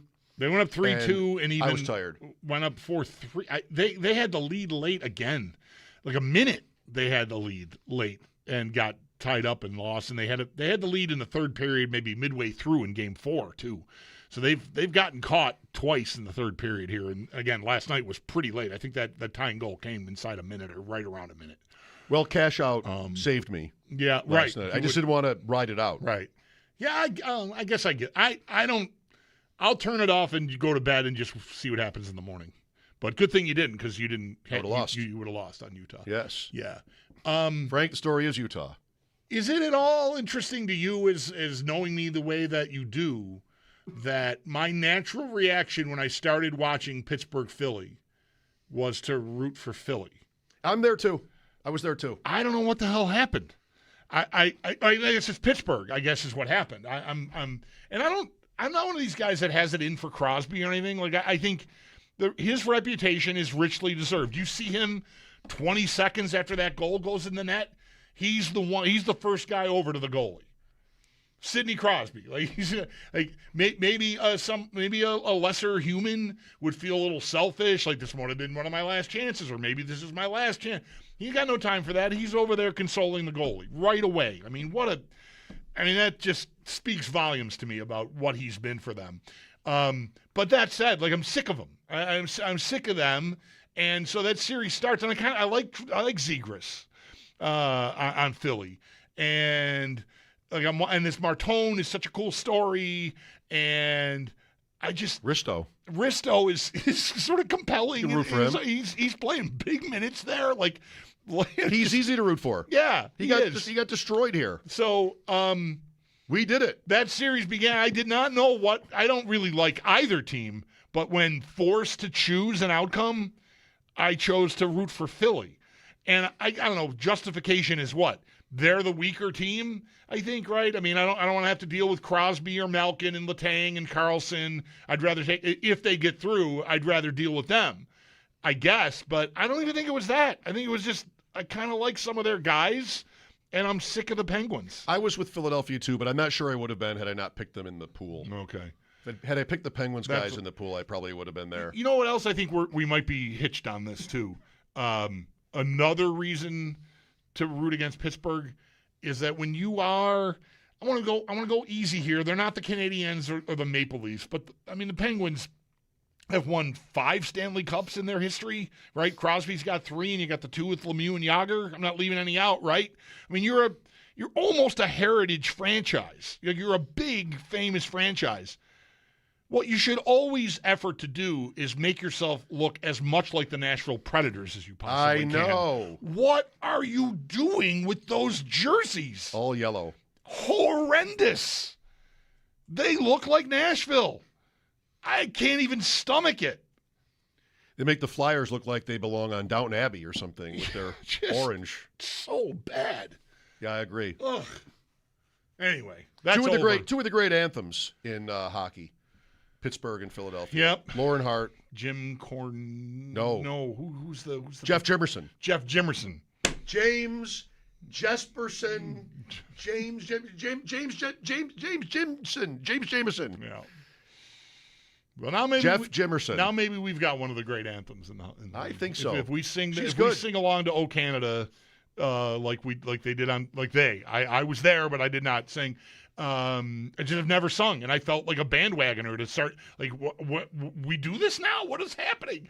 Because I didn't know there was a technical difficulty. I just thought it was organic and like weird. It was organic, but it was, it was to help her. I didn't realize that in the moment, but I think that's going to stick. I think. Like, I would expect Sabres fans, whether it's Sunday or next week sometime, when game 1 of the second round comes around, to be ready to belt out that anthem. I kind of think, it can be a one-time thing, just in an emergency. If I'm the singer, I kind of want to sing the song. It would be nice if it were a one-time thing, but everybody's going to want their little piece of it. Okay. Like, this is a thing we do now. Well, we'll see how it grows. Yeah, I think it'll grow. Frank is next. Hello. Hey guys, thanks for taking my call. Sure thing. I also like Bulldog's point, but I too am sick of the Penguins. It's just we've had enough, guys. Can we wrap it up? I think maybe we did. Philly did anyway. Also, I just think that there's no reason to fear. I think the Sabres maybe had just outdueled by Swayman, and I think they just put it away. And that was just for one game. I think history dictates that any time another team fights back, they usually give away all their energy, and then they don't have nothing left for the next couple of games in the series. I think Sabres still have this. I just think that it's going to be good sailing from here on out until we figure out the power play. Thanks, guys. Have a good one. I took a step forward on Tuesday. Power play goal from Darlene. Yep.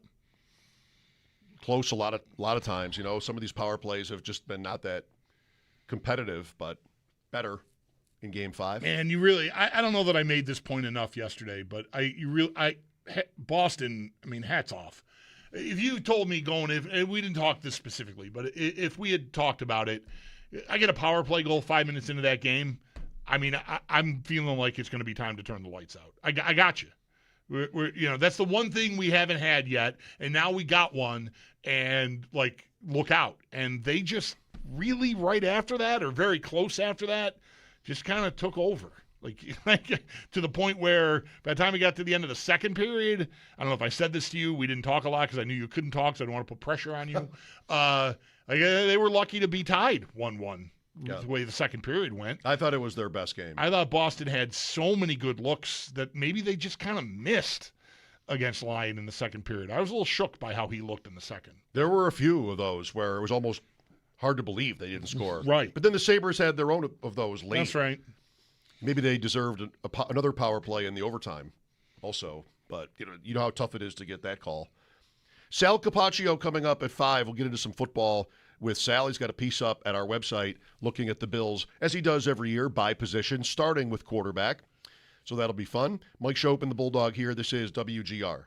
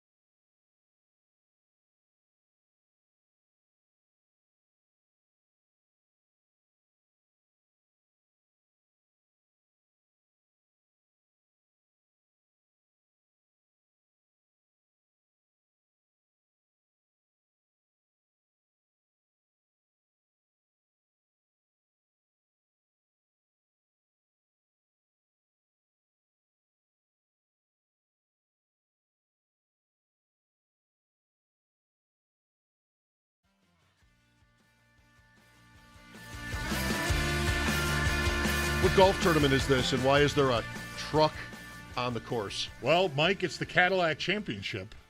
This explains the Cadillac SUV that Goderup was just playing from like 10 yards, if not closer than that from. I think he was not, he was off the fairway, but that SUV was just sort of hanging out there really close to where he was playing from. It was a weird looking shot.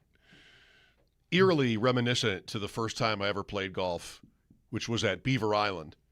Instructions from my dad were that I had to go to the range 10 times before I could play a real round of golf. Okay. So, okay. And then the first tee at Beaver, there's a parking lot on the right. And my first drive went over into that parking lot. So I don't think I hit it off the pavement. Mm-hmm. I wasn't there to shoot a score, being that it was my first round ever. Right. But I did, take a drop, and maybe there was a truck as close. In the camera shot. It would have been in the camera shot. Yeah. I don't think I hit it, but I don't know. Yeah. If you know that course, if you're over there, you're pretty far offline. And there are trees between you and the lot anyway, so you have to really somehow, miss it. You have to really miss it. Yeah. A big hook, like a big banana ball, yeah, would give you a chance at what I do. I'm capable. Well, I haven't played there in many, many years. And I never played there it's a a nice lot. time. I never played there a lot, but I did enjoy it when I played, but it's 40 years ago. Probably. I like Beaver Island. Yeah. I think it's just fine. Well, let's get out there. I want to get out there. It's comparable to your place, maybe a little above. I don't know. I wouldn't want to say that in a negative way toward Delaware, but yeah, I mean that's pretty easy to get out there and a nice golf course. We have Sal coming up at 5. I've got a couple that are underway, maybe 10 more fantasy drafts that start Saturday. Here we go. Mm-hmm. FFPC, all their rookie drafts in Dynasty start on the Saturday after the draft. So May 2nd, and it's going to be fun. 6-hour clock. It's not like they're all happening fast at the same time. Right. But I've got to figure out these rookies, Bulldog, in short order. Well, I'm here to help. Sal after the update on WGR.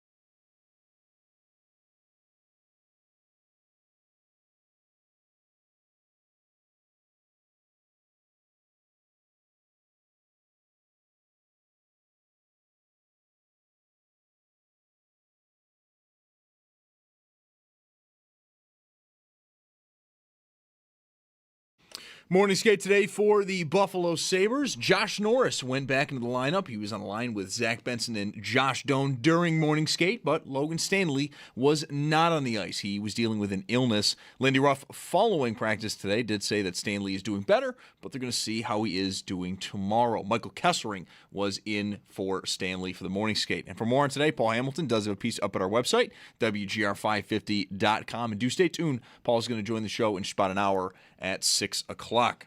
There are two games tonight in the NHL. 7:30, we got the Wild hosting Dallas. Minnesota can advance with a win tonight, while at 10, the Ducks have the Oilers in town.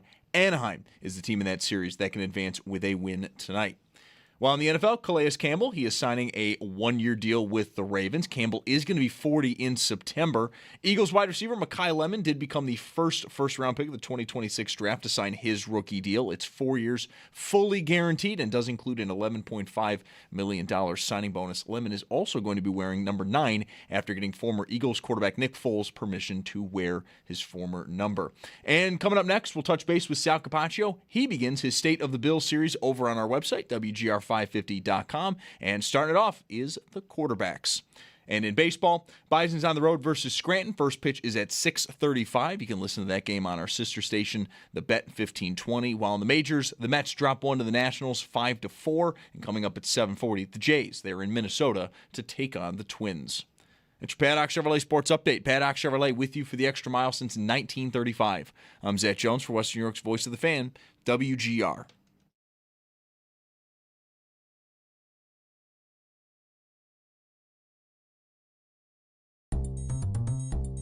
It's Sal Capacio. I make a special carpaccio for you, right?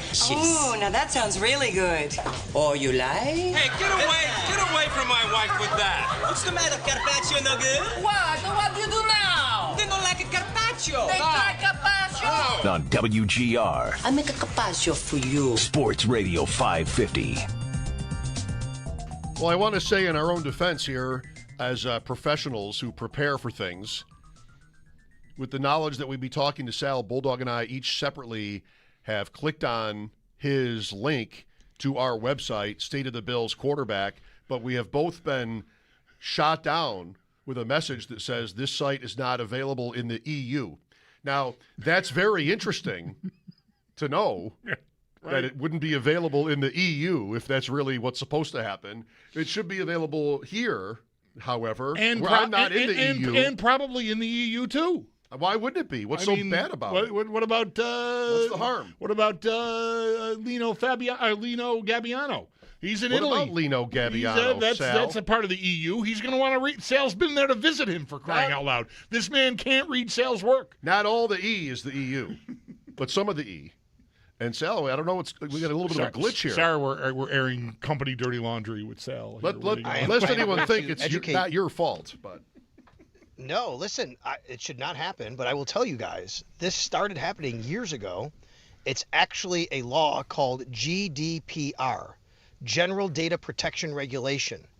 EU and other European and other markets around the world have elected to not allow certain websites from America due to whatever reasons. Mm-hmm. I don't know if it's some sort of advertising thing or whatever. And this started popping up years ago when followers of mine, readers of ours, listener of ours, said, hey, I can't click on your site or your link. And then I had to research why, and it is still the case. So yes, this is actually something that happens, and it's many, many news organizations in America, not just the Odyssey site, maybe like ABC News or something like that, are subject to GDPR, and you cannot get these sites. Obviously, should not be the case here. Obviously, we are not in Portugal right now. Yeah, right. We should. Correct, but that is a thing. Yes. Yeah, all right. If you have moderate to severe GTBR, I just say don't let it define you. It'd be nice to read this piece, but we'll have to wait to do that. I don't have a problem with the EU, Bulldog. I'm a big fan, mostly. You are a big fan. I could just tell you about it anyway. It'd be pretty. Let's just do it that way. That'll be fine. So let's just do it that way. So, what is the state of the Bills quarterback room? They've got Josh Allen next. Good start. Yeah, that's right. I think this is a year where it's a good conversation of why they did not draft or should they have drafted a young, rookie. We've had this discussion before. I think we've even had it recently, but. I would tell you that I would be not against it. I think they could benefit from that at this point I mean, Josh is the older guy, the veteran now. He doesn't need veterans with him. There is something to be said for grooming a younger quarterback who maybe 2-3 years from now, you're not expecting him to take over for Josh, but at least you have an asset, and if something were to happen and he gets to a certain level, you are confident with him playing. But I also understand why the team doesn't do that, and the biggest reason is because probably you would have to, you'd think you would have to if you drafted a guy. Now, granted, maybe a 7th rounder doesn't make the team, and no one's going to go clamoring for him. But if you draft a guy, you probably want to keep him on the roster. I mean, you're going to develop him. You don't want to waive him and lose him. So, you know, if you're going to keep him on the roster, that's your second quarterback. And now all of a sudden, your second quarterback is a guy that's really never played, and you get a situation where he's got to come in. So you kind of have to thread the needle here a little bit. And I understand it. I mean, the Chiefs did it with Nussmeier. The Chiefs are in a different position because Mahomes did get hurt last year. He's recovering. But I think that we're at the point now where this should be a discussion every year. Yeah, I mean, I wonder if they would have had a mind to do it. I mean, you point out in this article, I did find a way to sneak in. I hope I don't want to get in trouble with the Chancellor of Germany or anything over it. But nonetheless, I did read it, and you mentioned how they drafted Fromm. And he was their like emergency, for all intents and purposes, right? Their COVID quarterback is what he was. Yep. And but they haven't gone back. And that was what? Was that 22 that they did that? 21 even? 2020. 2020. COVID. Oh my God. Sorry. Yeah, right. Sorry. When was COVID, dummy? All right. So they did that 3 years or 2 years into Josh Allen's career and haven't done it again. Yeah, I agree with you. I think it is time. Maybe they just got to find the right guy. Yeah. And I think in the meantime, while you do that, the other barrier is, look, I mean, the argument is also because you would have a guy in a rookie deal. You get a guy in a 5th, 6th round, whatever, 3rd round, you know, that'd be a high price to pay, but you're not paying him a big contract. And if the goal here is to not pay a backup a big contract, that would make sense. Well, if you're not going to do it, you still don't want to pay a backup a big contract. So they lose Mitch Trubisky. Mitch Trubisky signed a 2-year, $10.5 million deal with over 6 guaranteed, almost 7 guaranteed. You can't play in that pool if you're the Bills right now. You just can't have a backup on your roster making that much money when you have other things you need to pay because you're trying to win a Super Bowl and you got to fill out other positions and you're up against the salary cap. So that forces you to go cheaper. They bring in Kyle Allen. Kyle Allen's making less than $2 million. 56 quarterbacks in this league make $2 million or more salary cap wise. He is the 57th rated quarterback as far as his salary cap. You want to talk about making sure you keep the price down, there's the guy for it right there. So he's your backup right now. And if you want to count Shane Buechele as a, developmental guy, that's fine. I don't anymore. He's 5 years into the league. He's played 1 game last year, but they like him and he is here. And I think he's going to have every shot to win the backup job because honestly, at this point, it might not matter which one it is between those two. I think the point you made about the end game is really important to this. Whereas if you the Bills picked a punter in this draft in the 7th round. Right. You pick a cornerback or a lineman or somebody, it's Benford. You give there's some oxygen to the idea that the guy can force his way onto the field. With a quarterback, you don't even want that. You if he's amazing, you still don't want that. Mm-hmm. Joe Milton is an interesting case in this for New England. He was a 6th round pick, and he had that one game against the Bills that cost the Patriots the 101 in the draft, and he was impressive, and then he becomes an asset. They kind of gave him away anyway to Dallas. They didn't really get a lot for him, but I think that's your best case scenario is you're able to somehow showcase the player or have word get out that, actually this guy is something, but you never want him to play for you because then, you have a thing, and it's Josh Allen anyway. Even if you had some mid quarterback, you might not even want that. Probably not. Certainly not in this case. So I think that's probably right. And, as Allen gets older, like you said, then maybe you start to think about it, but not yet. Yeah, if you guys remember, the Patriots used to get so much credit for drafting quarterbacks while they had Brady, right? It was a thing every year. Yeah. Every couple of years they're drafting quarterbacks. None of those guys played, but they would maybe go off, for an asset that they would, trade away later or something, and maybe they wound up going somewhere else and, being a journeyman or whatever, but they would always get this credit for it. But also it was just something that it kind of was a wasted roster spot because they had Tom Brady. One of the other reasons here, by the way, that is very real, let's knock on wood. Josh Allen is durable. He doesn't miss games. Right. Like, you're not dealing with an injury-prone quarterback here. Even if Josh Allen was as elite as he is and winning an MVP a couple years ago, if he was missing 3-4 games a year, this is a different discussion, I think. But he's not. Like, you're essentially banking on him being Josh Allen. The streak is important to him. He wants to play every game. So, you're going to think, okay, he's going to play every game. Now, could something happen? Sure. And as we've talked about, and I know we've mentioned this before, Bulldog, and you and I definitely have talked about it, if you really needed a guy, like if you need a guy for a game, a two, all right, Kyle Allen, maybe Shane Buechele, depending on what happens. If you got to go a good stretch, you're probably looking outside the organization for a guy that's not on a team, and, who can you bring in or trade for at that point? Right. Sal Capacio on the Western Hotline with us. Well, speaking of Allen's age and his durability, he is coming off a foot surgery early in this offseason that he played through, however long that was at Cleveland that he hurt the foot. I think I remember him walking off in Cleveland. At the latest. Okay. Either it was there or it had already been a thing. And it just got aggravated. Yeah. Yes. So I don't know how much of an impact will there be? Any impact, do you think, on his ability to move around and play the way he's always played? Or is this like just a minor blip for him, you think? I feel like it's not simply by the way they've talked and they've handled it and they've responded. Like, I mean, if it is, there's serious questions about what we've been hearing, because every single time we've talked to Brandon Beane at the owners' meetings, or Joe Brady, or even Josh Allen recently, or Brandon Beane recently, he's at OTAs. He was outside working out, like, with the team when they had their veteran minicamp last week. Like, everybody says he's fine, he's good to go, there's no issue. And they did not make an addition to the position during the offseason. If they did, I think we would at least say, okay, look what a totally different scenario, of course, but look what the Chiefs did by bringing in Justin Fields, right? They want to make sure they have some guy there to take reps and things like that. The Bills did nothing. It's been Kyle Allen and Shane Buechele. So to me, every action and every word they've given is there's no issue with Josh being able to do anything. And then on top of that, to Mike's point, when you said, Mike, like maybe it was something before that, what we heard from Josh was they went in and looked at the foot and said, oh, by the way, there was actually an issue here that you didn't even know about, and they took a piece of bone out that had been off, that he had apparently broken off at some point in his career, no one knows, and just kind of got rid of it. And that was something that maybe not was bothering him, but was there. This is why I don't see my doctor very often. I don't want to hear that there's all this broken stuff that I didn't know about. Right. I don't want to know that. Mostly kidding. Josh Allen turns 30 3 weeks from today. Mike Schopp and the Bulldog with Sal Capacio. By the way, to the point about the Patriots, Kevin O'Connell, one of those quarterbacks they drafted over the years with Brady, and also Garoppolo. I mean, Garoppolo was a second-round pick, and that eventually mattered. You know, he got a few games for the Patriots, and then has had a pretty good career.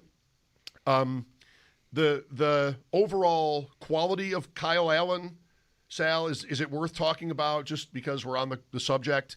What the Bills have if they were to lose Josh Allen for games? Is he somebody you can buy into as somebody that can sort of hold it down at least? Short term, I think they could get by.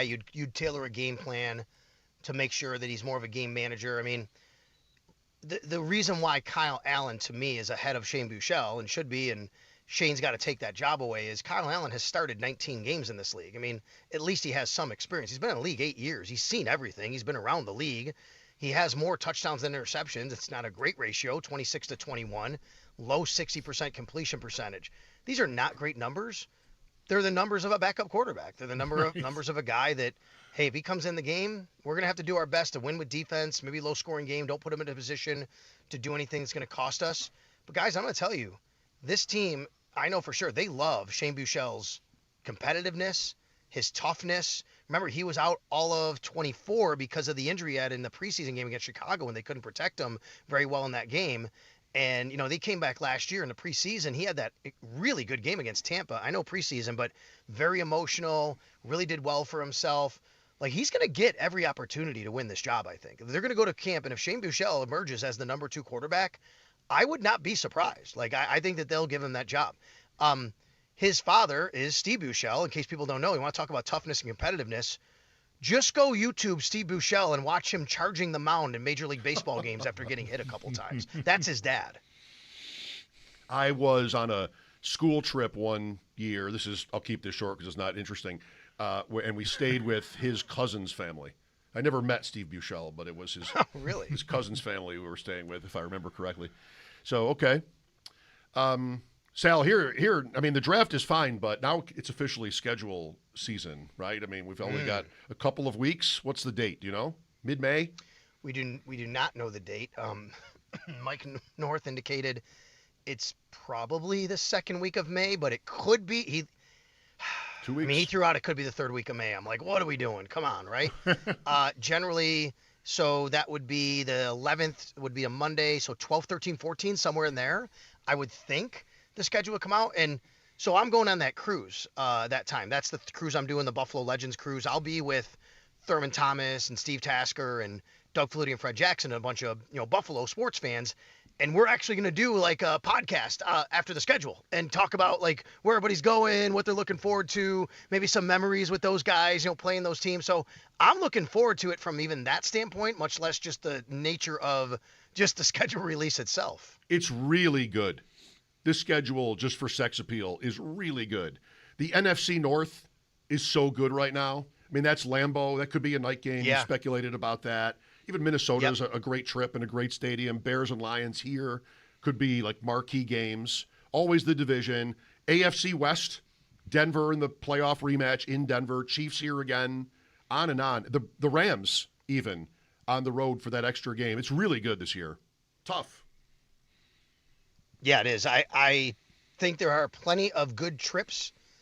You just mentioned some, and then you have Houston. I know it's been not a good trip for Bills fans, the result.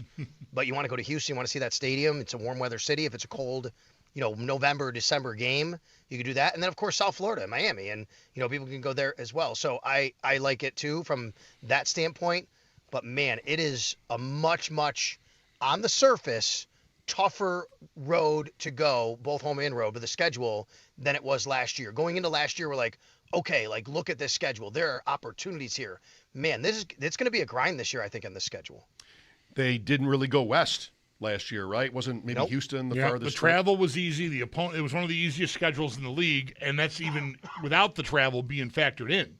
And then the travel was cake, too. NFC South. Yeah. Baltimore, I didn't mention either, is on the schedule here. Well, the one road trip I didn't mention, of course, Vegas. The Bills have not played in Vegas with fans since since the Raiders went there. That was the COVID year. I remember doing the game from back here at the stadium. So if people, that's going to be a really, really popular trip, I think, for people, obviously. Mendoza. Probably. Yep, that's right. Probably Mendoza. Are you participating in this consensus draft board discourse, Sal? I am not. I enjoyed Brandon Beane's answer to Jeremy asking. I thought Jeremy did a really good job to ask him about it. And I enjoyed Brandon Beane's answer, and I thought he was pretty spot on and pretty general what I thought. Like, he didn't have some, groundbreaking thought about it, but I thought what he said made perfect logic and sense. And it's kind of what I think, which is I think some people are taking it too literal. Like, I see some people debating, like, that there's actually people suggesting there's a consensus board that everyone shares or something. It's not the case, obviously. We know that. The consensus board is, hey, we all kind of know who the top picks are. I think everyone has a consensus on that versus, like, what it is for you. If you really want, I think, a detailed, specific answer that's a bit against the grain or what you don't hear, go listen to Eric DaCosta on this. He was asked about it on a recent podcast. I listened to it. I thought he was great. And he said, and I don't know if he was saying it maybe to make his own team look good and puff his chest out, or it just kind of came out that way. But what he said was, the last 4 or 5 years, it seems like teams are drafting more like the Ravens, where 10 years ago, that was not the case. And he attributes a lot of that to analytics and the sharing of analytics across platforms and how guys now become a little bit more in a certain, like, range of where everybody feels they should go. I liked that clip. I, like you, had a little bit of a tough time with it because I think he's basically saying, well, we can't get our good deals anymore. Yes. But what is he even really saying? I feel like I invented this consensus board theory, Bulldog. Right. When you compiled a bunch of mock drafts. Yes. And Firstpick.com. Way before that. That's right. This was 2014 Watkins.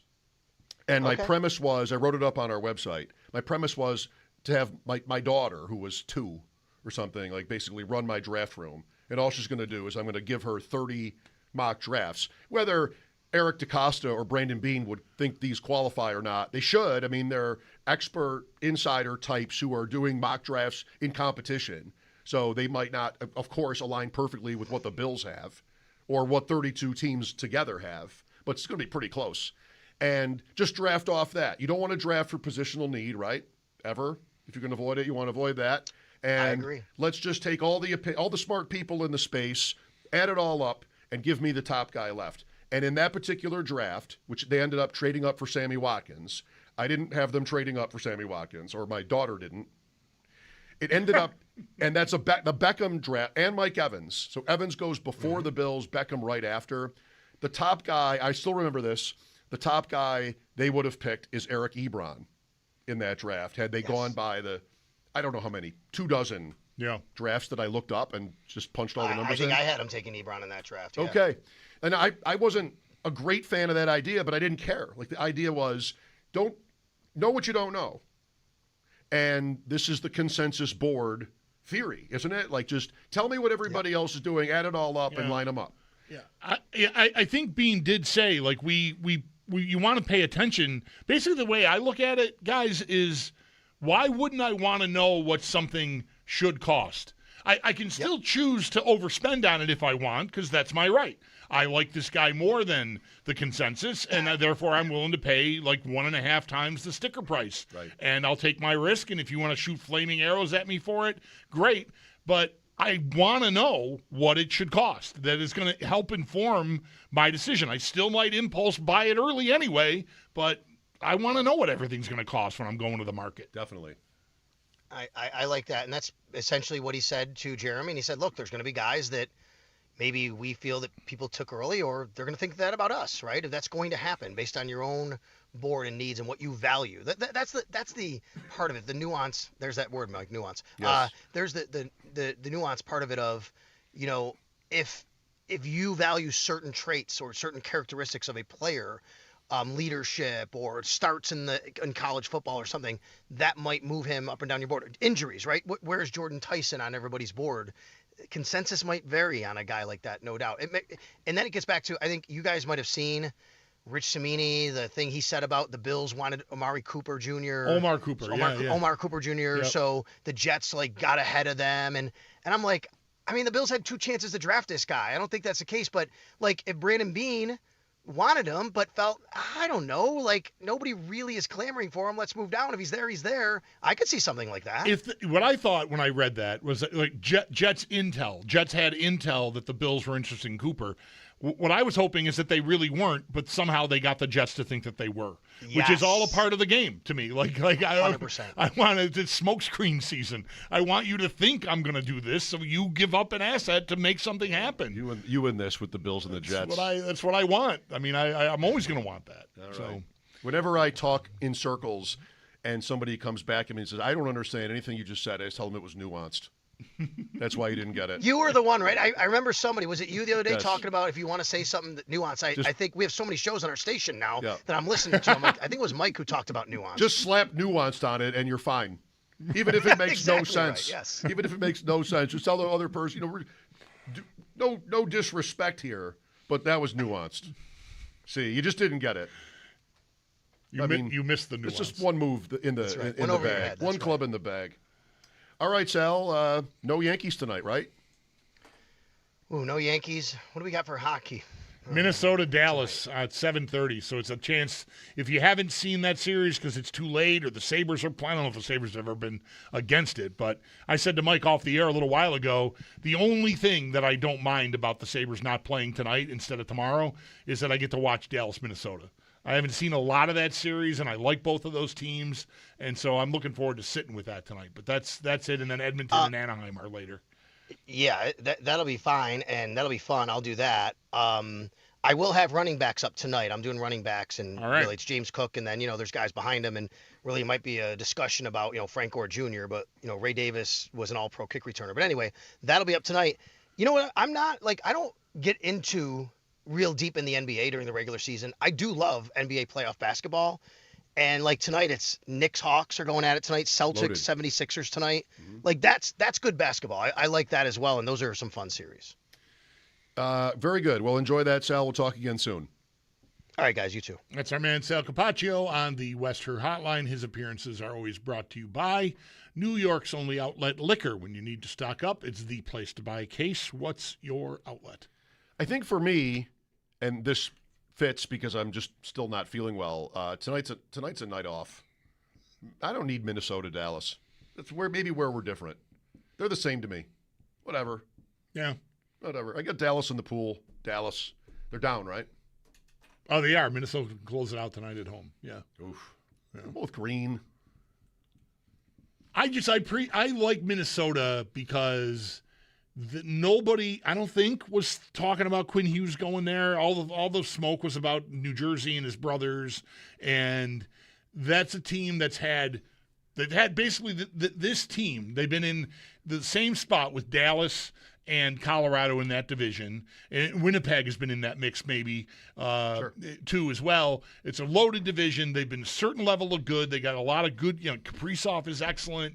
They got a nice team, and they swung from the heels on Quinn Hughes. And I respect the hell out of them doing that. Right. And that makes me kind of want to root for them. And I guess Marcus Foligno is one of my favorite guys that got away. I like his game. I always liked his game a lot. I loved his dad, so just right there, big rugged dude.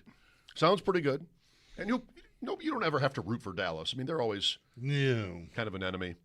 803-0550 to join us. We'll look for your calls after the update. Mike Schopp and the Bulldog, WGR.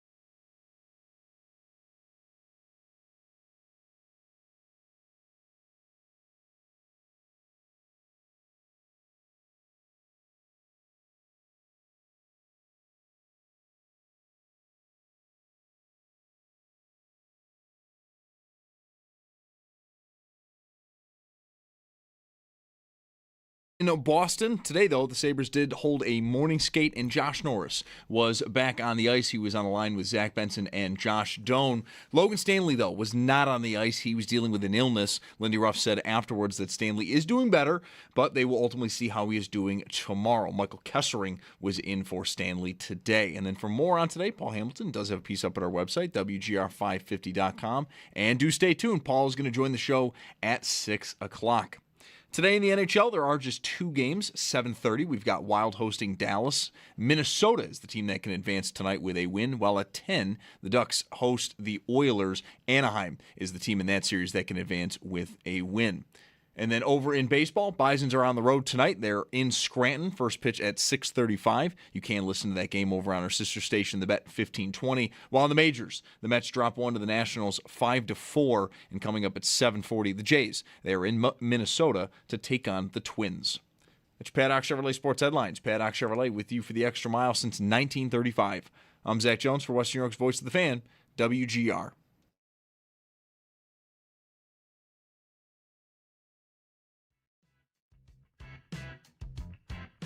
You know, we knew there was going to be a desperation level inside the game, and I thought the start to the game, the power play goal, we got off to a good start. I just sensed a little bit of nerves with our guys. Our puck play wasn't as good as in Boston, so just get them to relax, play our game, and be ready to go. Lindy Ruff Tuesday night, Game 6 tomorrow night. How many different Sabre jerseys would have made an appearance in the arena Tuesday night? I'm not saying that that was like a special game in this way necessarily, but you know, it's not a Leafs game in the regular season. It's sold out. It's Sabres fans. It's serious business now. How many different jerseys would there have been? White, blue, that's different. Obviously players, eras. The Sabres have had in their history 592 players. There's not going to be that many. 103 Sabres over the years did not register a single point, or have not, at least, registered a point in there. Luke Shen would be, this is a regular season. Okay. And, you know, maybe a few goalies on that list would have jerseys in the crowd on Tuesday or in a given game. Jonas Enroth has the most games played, I believe, for the Sabres without a single point. And that was 118. You know he was a goalie, right? I do. Okay. Yes. I wonder who the most is that wasn't a goalie. I feel like a good question for I mean, you could have picked any number of guys, I suppose. But just when you said Enroth, I'm like, that's a very good. That might be a good. Was there a Jonas Enroth jersey in the building? I would bet heavily that there was. In some not heavily, some form or another, like some version of a Sabre jersey that he wore. I want to say yes. Okay. Would you? Yes. Okay. Yes, I would. He was here a few years, right? Yeah. Right. Yeah. And he wore number 1. Works. Right. Like that. There's who else in the history of Roger Crozier? I don't remember. I'm sure there were other goalies who wore 1, but Edwards wore 1. Luukkonen. Oh, right, of course, yeah. So I feel like that's a boss jersey, like 1. So I bet you, I like 1. I bet you would have. I would bet there was an Enroth in the building, and if there's an Enroth in the building, then there's got to be at least 1,000 different jerseys in the building. You think that's the? I feel like that's the Enroth. That is the Enroth test. Yes, there Enroth it is. test. Right. Yes. If there's Enroth, there's 1,000. Yes. Not all jerseys would be, actual players. I mean, lots of people have jerseys with their own names on them. Sabretooth, RJ. Sabretooth. I mean, there was a cup. I saw a Stanley and Cup, a man and a woman. Right. So Cup is one. Right. We were in the bathroom in line with a guy with Sugimoto. That's not a real player. That's right. Maybe coaches. Like you said, Jenneret. Right. Right. Don't they have a jersey for the dog? I've seen people in the jersey for the dog. It's got a paw print for the number. Yeah. So I think that's right. I don't think I know the name of the dog. Is it Margot? Is it Sabre? Anyway, yeah. So I feel like 1,000. 1,000. Mostly because there's so many different. You could how many different jerseys just of Tage Thompson could you have? 8. Black, red, blue, white. Is there? What's red? Is he? Sorry. Yeah, there's no red. There's no red. There's no red. So I was thinking black and white, but they don't even have a white version of the black. So it's black, blue, white, the current stuff that they wear. Did he play in the Heritage Classic in Hamilton? He was here then, right? That's a jersey. Somebody probably has a Thompson jersey from that. I don't know how far he goes back. Is there another, like Shea Stadium or City Field? Was he around for that? I think that might be too early for him. Well, did O'Reilly... I'd love to be able to tell you, Bulldog, but I'm getting a 5:04 Gateway timeout on this question. EU or no EU? Did O'Reilly play in the City Field Winter Classic? Because if he did, then Thompson's not there. If he didn't, then Thompson's not necessarily there because he wasn't a regular right away when he got here. And I don't know, but he would have worn the dark blue Thompson. Right. Okay, so you've got that. You've also got the white version of that jersey. So that's... You might be a half a dozen or more just Team on USA. Thompson. Team USA. Does that count? Yeah, that should definitely count. counts. Okay. I saw that jersey Tuesday night. Yeah. In the building. So, just that guy, probably one of the biggest sellers on the team, and you've got 6 or 7 possibilities alone for him. Yep. So, yeah, and then you get into the history and you do see, I think this is always unfortunate when you do see it, but you'll occasionally see, I'll just say it's Perot that I've seen. I haven't seen any others from that era, but I remember, you probably do too, the dark blue era, Perot in that jersey with an 11 on the chest. Yeah, I saw that one the other night. Oh, it makes my entire body sad. Just a little bit of a cringe. Yeah. But again, it's Jeter with Jeter's name. Yeah, that's out there, right? I mean that jersey exists, and that has to count. Definitely counts. So everything counts. That's on the list. I mean, I think 1,000 has got to be. I'm setting the over under at 999. I still will say lower, but I'm not doing the math yet. I don't think I want to do the math. I still think if you have 19,000 people, some of whom are going to be Boston fans, and little kids or just executive types, not as many people I think are in jerseys as you might think. I mean, I guess had I thought of this on Tuesday, I might have bothered with the exercise. Yeah. Just sort of take a row of our row had 22 seats. How many people in that row had a jersey on? 2 guys to my left. They're in the video. You can see it right from Sportsnet. The 2 guys, I didn't know them, to my left. 2 guys, the couple to their left did not. Well, we did not. Scanning that video might be somewhat informative, if not scientific. I mean, it's not. I think it is. 1 in 4 might even be generous. I think it maybe is a little high. Yeah. So maybe it's probably more than 1 in 10. Maybe let's say 1 in 6 for me. 15 to 20%. Still good. Okay. So you're at, 2,000 to 3,000 people. Does that seem low? It feels so low to me. If it's too every time I say 1 in 4, I think that's too many. Thinking about just looking around the arena. But then when you say the number is 2,000, I think there's way more than 2,000 people in there with jerseys on. I don't know. I cannot rectify any of it. It's going to break my brain thinking about it. Well, if it's only like 2,000 or 3,000, there's no way there's 1,000 different jerseys out of those people. That's almost, it's not impossible. That's but right. It seems highly unlikely. A few hundred. Yeah, right. Yeah, because you're gonna have a ton of duplicates from the current team, of course. What you're really leaning on is the crew. When we started this discussion, the first group of people I remembered was 3 people that came. I saw them in the courtyard, the plaza. I don't want to confuse anyone. Well before the game, right when our show was just starting, and then when the gates opened, they came over and introduced themselves. I think I even took a picture with them, and it was Sanderson, Denny Hamel, and Bob Bugner. I'm like, if I've got 3 people that I can remember from Tuesday and those are their jerseys, then there's going to be a bunch of that around the arena. But I don't know. Maybe those people are much more of a minority than I think. I'm just thinking about people who are proud of collecting like the oddball jersey, right? Like thinking of guys. I've referenced this before. This trip I went to Montreal on years and years and years ago, and 2 of these guys on the trip had jerseys. One had 32 Norm Lacombe, pre Rob Ray. Let's go. And the other had Gord Donnelly, 34. I'm like, those are beautiful jerseys to wear to a road game. I mean, just great. Like, where are those dudes? Like, like those are rare. And if they're in the crowd, like, there's not going to be many duplicates of those.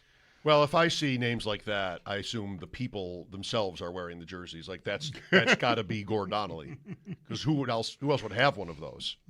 Must be him. And he's just sort of reliving his past, enjoying, thinking about. He's getting nostalgic. He's wearing his own jersey to the game to sit in the crowd. How about Wayne Simmons? Does anybody have a Wayne Simmons? 592 guys. Does anybody have Wayne Simmons? Yes.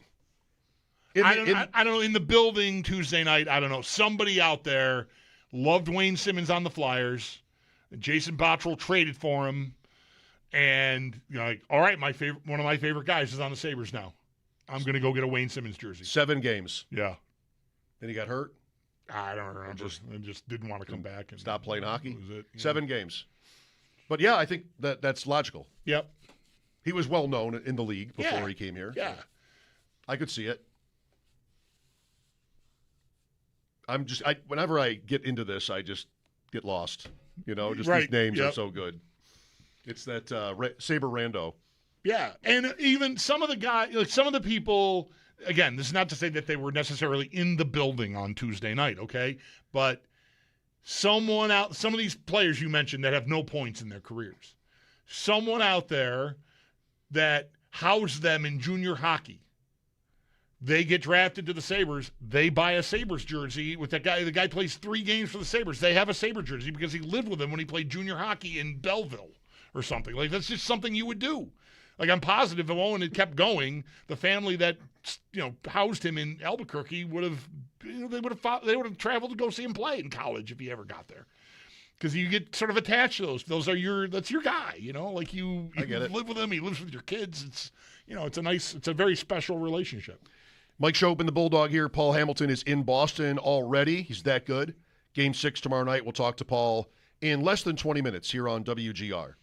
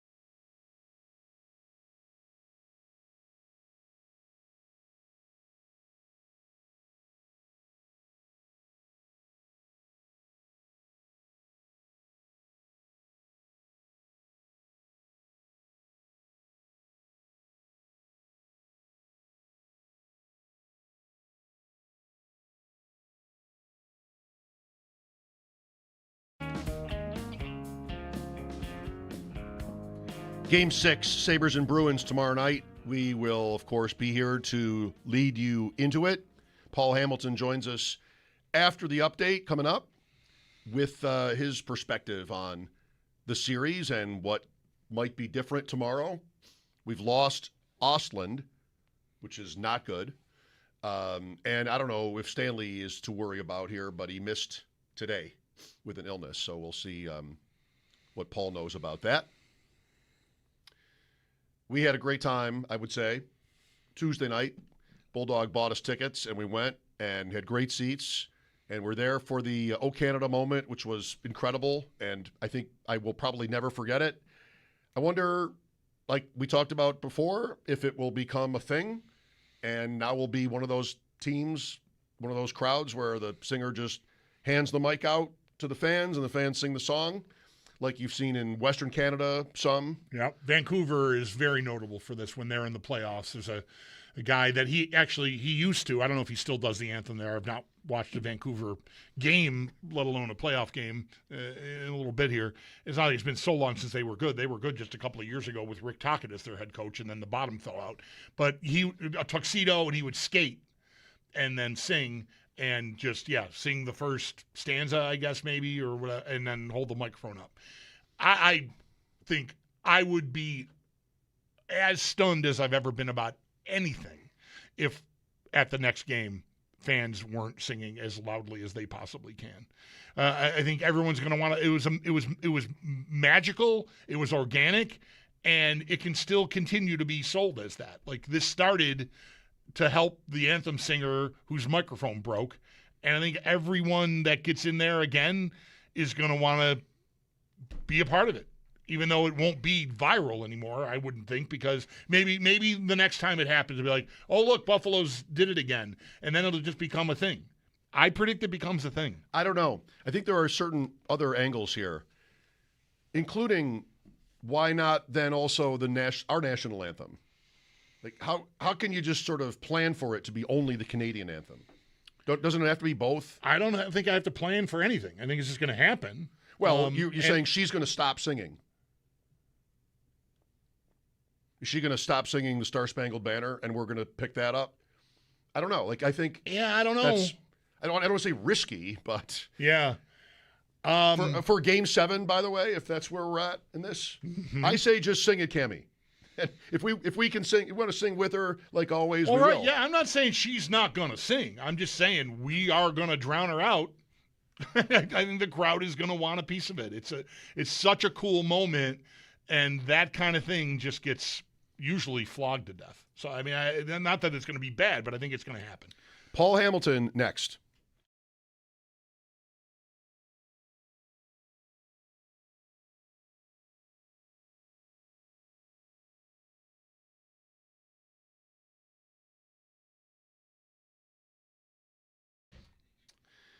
My guys at Empire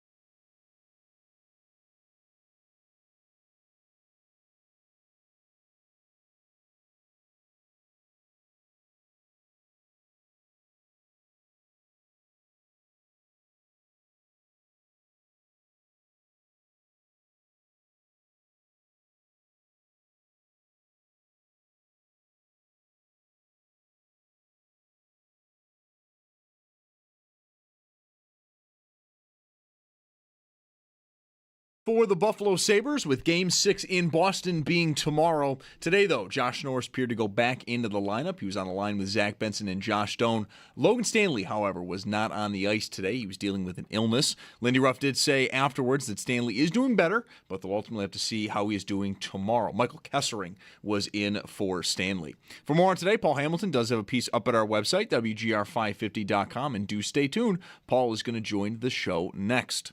Around the league, it is just 2 games tonight. 7:30 is when we'll get going. Wild hosting the Dallas, and Minnesota, they can advance with a win tonight, while at 10, the Ducks, they have the Oilers in town, and Anaheim is the team that can advance tonight with a win. In the NFL, Calais Campbell signing a 1-year deal with the Ravens. Campbell is going to be 40 in September.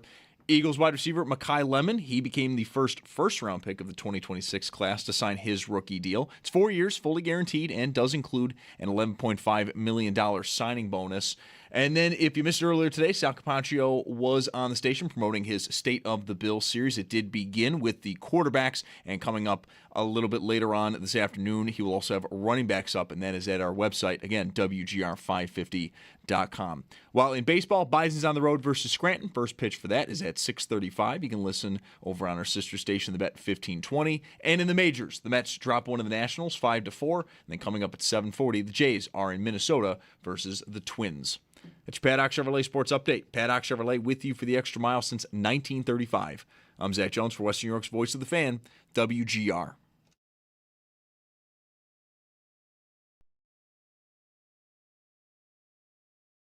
It's Paul Hamilton.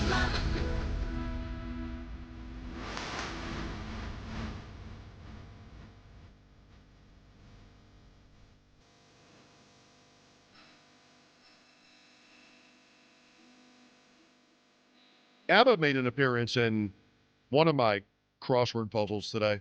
Not sure which one, New York Times or Slate. Something about Eurovision. Oh, I'm giving it away, spoiling it. Eurovision winner. Too late now. No turning back. Oh, boy. 4 letters. People are going to be mad. They're waiting to do those puzzles. I think it's a morning thing for most. Although, depending on your work schedule. Some people's mornings are right now. That's right. Well, take it as a gift. Literally, from me to you. For my wife who works overnights, like oftentimes she's having coffee and heading out the door to work right now. So it's literally true in my house that morning is at 5:30 in the evening. Fair enough. Paul Hamilton with us now. What time of day is it where you are, Paul? Is it morning or is it?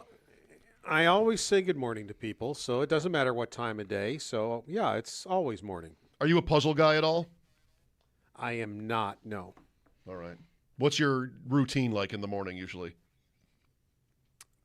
Sleep as late as I possibly can, get a shower, get dressed, and get out the door. Just like that, all business. It's all don't eat? All there is to it. You don't eat first? Yeah, no, like people don't understand, like when Jeremy wants me at 7 o'clock, I set my alarm for 6:57, and I'm ready to roll. Oh, it sounds like it, Paul.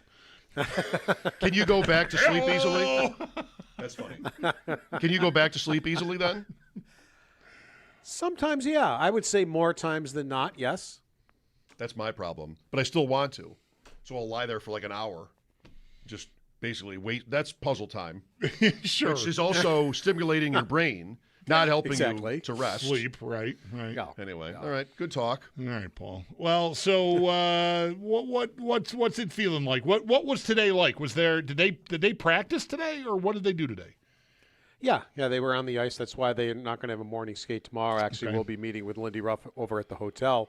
Because they didn't practice the day before, so he wanted to get them on the ice, and everybody that should have been out there was, except Logan Stanley. According to Lindy Ruff yesterday, he was really sick, and today he feels better, much better, I guess.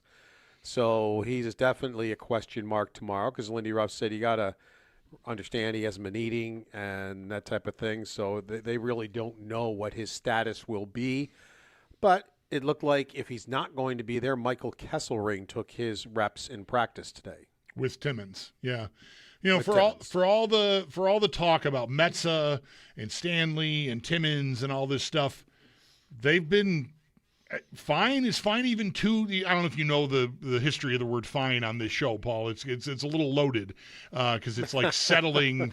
But they've been at least fine, I think. I wouldn't say they've been great, but they've been at least fine. Like I don't feel any longer more anxiety necessarily when they're on the ice. And when it first started, I was like, oh God, please no, don't get stuck out there. But they've done a nice job, and Stanley's even had, man, I feel like the building, I mean, anybody scores a goal in a series where there's games that are, it's 1-1 for an hour. The building's going to go nuts. But Stanley's had a couple of good looks even. Yeah, he has. And they definitely aren't hurting the team, and I think they're doing their jobs.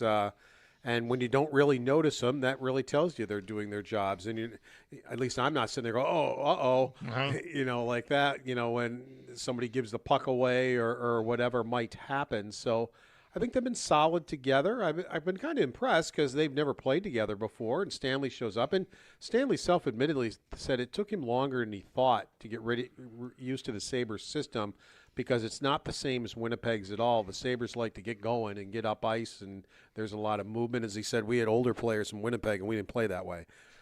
So it took him – he said it was longer than he thought it would, but he seems to have it down. Fine is ubiquitous, is it not, Bulldog? If yeah, if your wife asks you how you think she looks and you say fine, she knows it's not amazing. She's like, it's just okay. It's good enough, right? How was your food? Fine, not anything special. I feel like with the way that we have been critical of the use of the word, that I need to be very careful about throwing it around in the scenarios you just described. Well, for me, I think it's like James Cook was fine. And people they weren't confused by what it meant. They were confused by how could I not think he's better than fine, right? Like that was, right. That's one example That's of it. the idea, right. Like if I tell my wife, yeah, the lasagna's fine. She's wondering what your problem is. Yes. I'm gonna feel like I didn't really give the lasagna its due. Well, let me ask you guys this. Yes. When I'm over getting my clam chowder after we're done with this, and somebody asks me, how was your time with Schopp and the Bulldog, will you be offended if I say fine? Yes.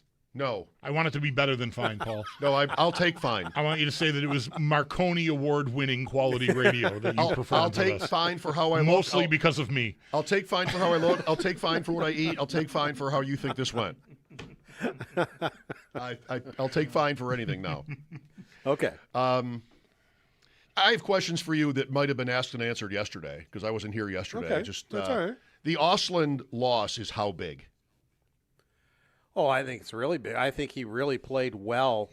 And I'm still wondering, and of course Josh Norris isn't going to tell me.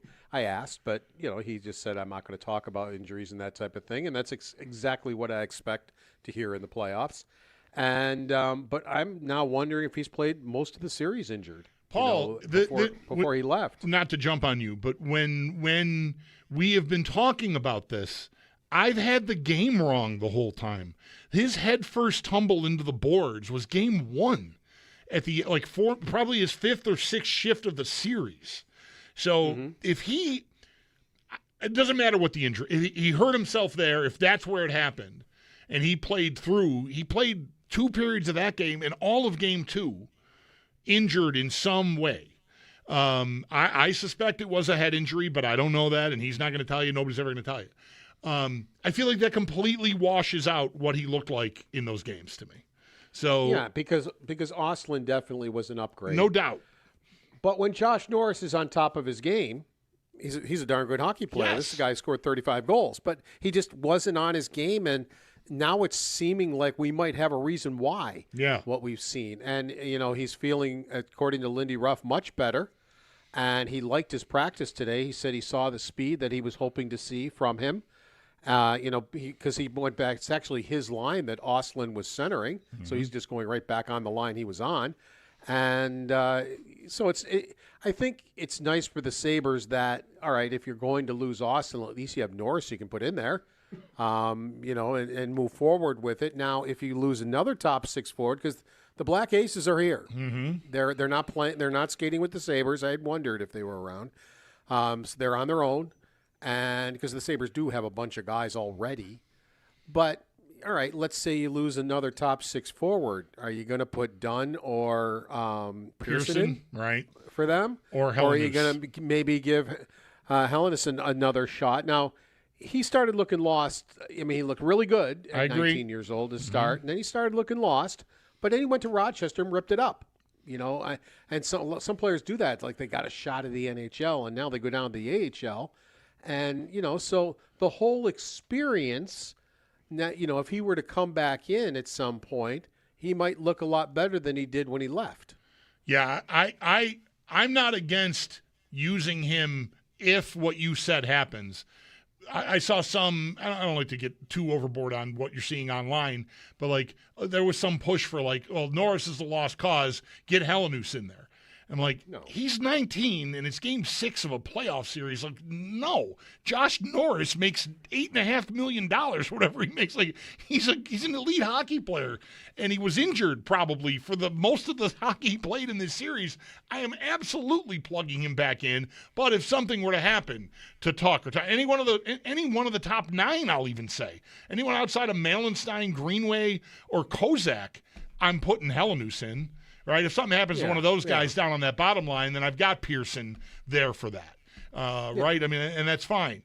But if someone that I need to get offense from gets hurt beyond what's happened here to Ostlund, then I'm definitely tabbing Helenius, but not now with Norris sitting here. To me, that would be nuts. And it's been a little while. I mean, he was in tough, and you saw it, I saw it, Mike saw it, we all saw it.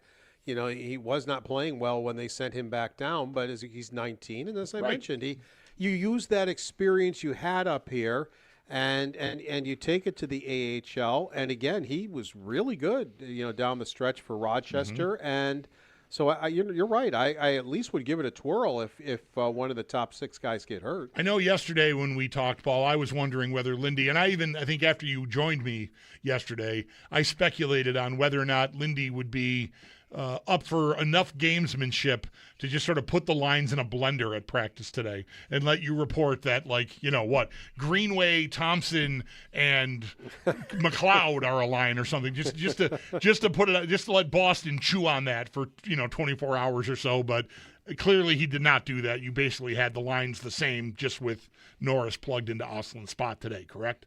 Yeah, and the D pair is the same except for what we discussed earlier Stanley, with right. Stanley or Sick rather. It was just Norris being plugged in. Everything else was the same for them. And Norris plugged in for Ostlund on the power play, which is, again, his old spot. I think my position on all this lineup stuff could easily be attacked. But nonetheless, for me, it wouldn't be a question of Norris or I can't say Helenius, however, whatever. You know what I mean? Helenius. It wouldn't be that question. It would be Norris or Kozak, because I just feel like there's always the chance that this goes back to, Vanek sitting for Carolina, that if I need a goal, do I have enough players on the ice who can score? And I recognized all the points about continuity and it's a two-way game and everything like that. But if I'm not cherry picking by that example, I think it's kind of infamous that Vanek was a scratch by the end of that series. And, we know what kind of a goal scorer he could be, even though he was young. So, I would rather see Norris play than Kozak, but then, is it a fit on that line? And they're again, it's an attackable point.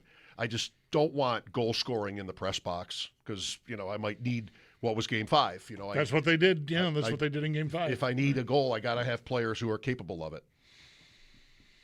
And Kozak did have a couple of opportunities that Swayman stopped, but he was out of his element there. His element is with Greenway and Malenstein. That's his element, and that's where he excels. He doesn't excel filling in for Ostlund or filling in for Norris or anything like that. But I would take the other side of it because I think that's a defensive posture. You're dressing somebody in case somebody gets hurt. And then you got Norris down centering Malenstein and Greenway, and I would rather Kozak. What I would not have done it the way Lindy Ruff did it. I would not have thrown Kozak up in that spot. I would have kept him where he was, and that would have been the spot I would have been alternating in the other guys like Thompson and Krebs and McLeod. They would have been alternating with Benson and Doan, not alternating in down with Malenstein and Greenway and him and Kozak up there. So I would have done it differently that way. Was there singing in the press box Tuesday night? Is singing permitted? Is it good form in the press box, or is it like cheering where you're not supposed to, open your mouth at all? No, I think you can sing the national anthem. I think that's where you're headed. I think you can sing the national anthem if you would like. Did that happen? Showing your patriot. I'm not going to lie to you. I didn't notice. I don't believe. Nobody around me, let's put it that way. The goalie was not singing the Canadian national anthem with me. Neither was I. But I don't sing either anthem. I'm just not a singer. I put my hand on my heart. And The thing that I forget, and I don't forget it for long, I almost never wear hats. And at Yankee Stadium, I had a hat on. And just as I stood up, and just as they were just starting, oh, wait a minute, I got to take my hat off because I'm just not used to it. And then I started looking around. I go, does everybody take their hat off these days? Because I'm not in crowds very often. And I would say 98% of them did, but I was still a little outraged. There were some guys with hats on. Yeah, I would not want to be seen wearing a hat during the anthem either. Thoughts on the Bruins' performance on Tuesday night, Paul? Was that their best game? Yeah, I think they upped their performance. The Sabres' performance wasn't as good, and it met in the middle. It was a very even game. Buffalo had some opportunities and good times with the play. Then Boston would have some opportunities and good times with the play. I think both goaltenders were stellar. I mean, in my notebook, it would be Swayman first star and Lyon second star. I thought they both deserved that with the saves that they made in that game. I thought Swayman had their harder saves to make. And I thought the Sabres kind of came on later, more third period where they had some great opportunities. And before Pasternak scored, they had two really good opportunities in overtime. Zucker had half the net, and as he went to shoot it, and I could see his line, too, from where I was sitting, and I could see he had half the net. I was just as shocked as he was. Quinn came through it and hit him. It nicked him, and it didn't go in the net. And Zucker himself said, he goes, I thought for sure I was going to score. So that was kind of bad luck there, because Swayman was beaten. I mean, I'm getting madder. I'm getting madder every time you tell me more about this goal. Like, it's just like the fifth time I feel like I've heard you talk about this almost goal, and it's just So Buffalo had every opportunity to win that game, just like Boston did. Boy, so true. Any thoughts on the power play, Paul, breaking through early like they did? Were there good signs after that? I mean, obviously a goal is all you want, and it was a nice enough play. And Dahlin ended up, with a speaking of open nets or half open nets, he had a lot to hit there, and he hit it. Did you see signs of progress there aside from the goal? But the thing about Dahlin is he recognized that he was coming backside and he was wide open. So good read by Dahlin there. And a good read by Thompson to get it into the zone. He gets it over to Zucker. There over on the left side. Dahlin reads it, gets over to the offside post, and perfect pass by Zucker, and you've got yourself a goal. So, yeah, and I like the power play that wasn't a power play goal. Arvidsson had just stepped back on the ice when Doan scored, and I thought both units looked good on that one. Thompson was in his office, and the pass came to him right in his wheelhouse, and he was open. He would have been able to unload, and he broke his stick in half. Well, it's like, really? Do? Right. Yeah. I mean, you finally got the play you wanted, and you worked hard to win a couple of battles, get the puck in the zone, win some battles. You got it to your score, and his stick snaps in two. So, and then they did score, when Doan got the play. So, yeah, I think I have seen progress recently with it, but they have to keep going with it. I mean, again, you can beat the Boston Bruins a lot easier. Now, I don't think they took a lot of dumb penalties in the last game, and that'd be the first game in the series. That was a really tame game, wasn't it? Like, there was no nonsense at all. Yeah, Zadorov didn't take his nightly stupid penalty, and some of the other. Kastelik usually takes a goofy. I'm wrong. Kastelik took a really stupid penalty early, and Buffalo scored on it. Right. That's the one they scored on. And that's what you do. If they're going to take a dumb penalty, make them pay with a goal, and that's what the Sabres did. So, they did take a stupid penalty. I just forgot about it. All right, Paul, another extra day in Boston, second week in a row. Yeah. Clam chowder. We're back, and enjoy your more chowder tonight. All I will. Thanks, Paul. Take care. There you go, Paul Hamilton. His appearances with us here on WGR, brought to you by Raylax Honda.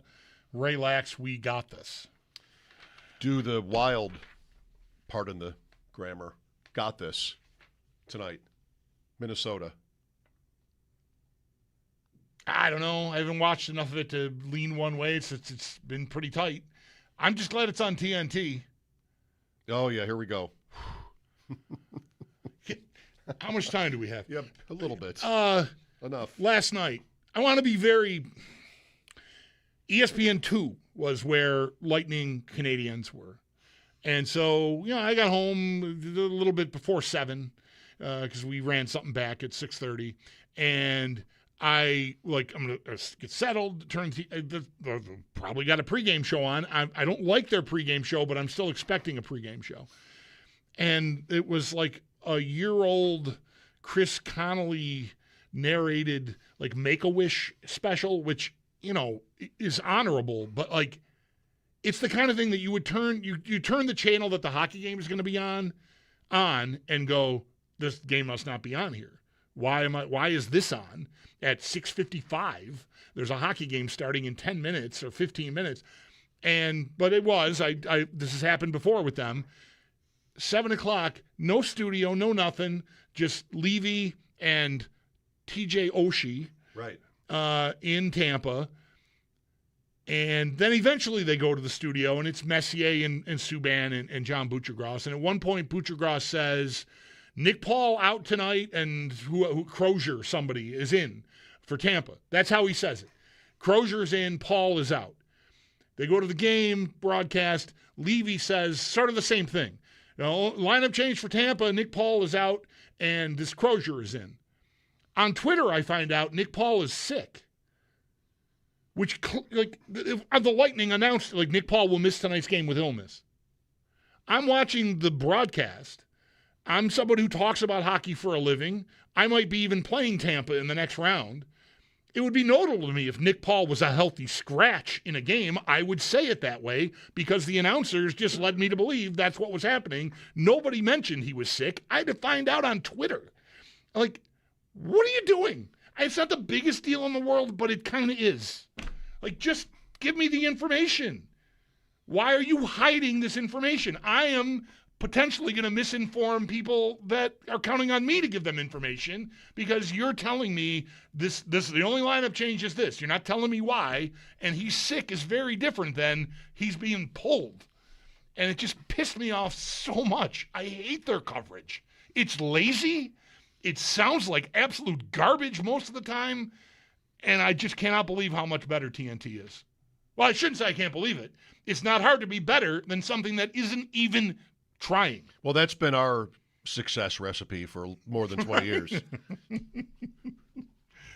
So bad. Just roll the ball out. Right. That's what this felt like. This felt like a preseason game. What are you doing here? Minnesota looking to advance for the first time since 2015. Top 3 scorers on the 15 Wild: Zach Parise, Jason Pominville, Thomas Vanek. I don't really think of Vanek playing for Minnesota, but I don't really think of Minnesota. Right. Pominville, sure. So that's one of 2 games tonight. Edmonton, Anaheim is the other one, which is later. Danny Gare was on with us before. That was really fun, as always. Our conversation with Danny after the break. Mike Schopp and the Bulldog, WGR.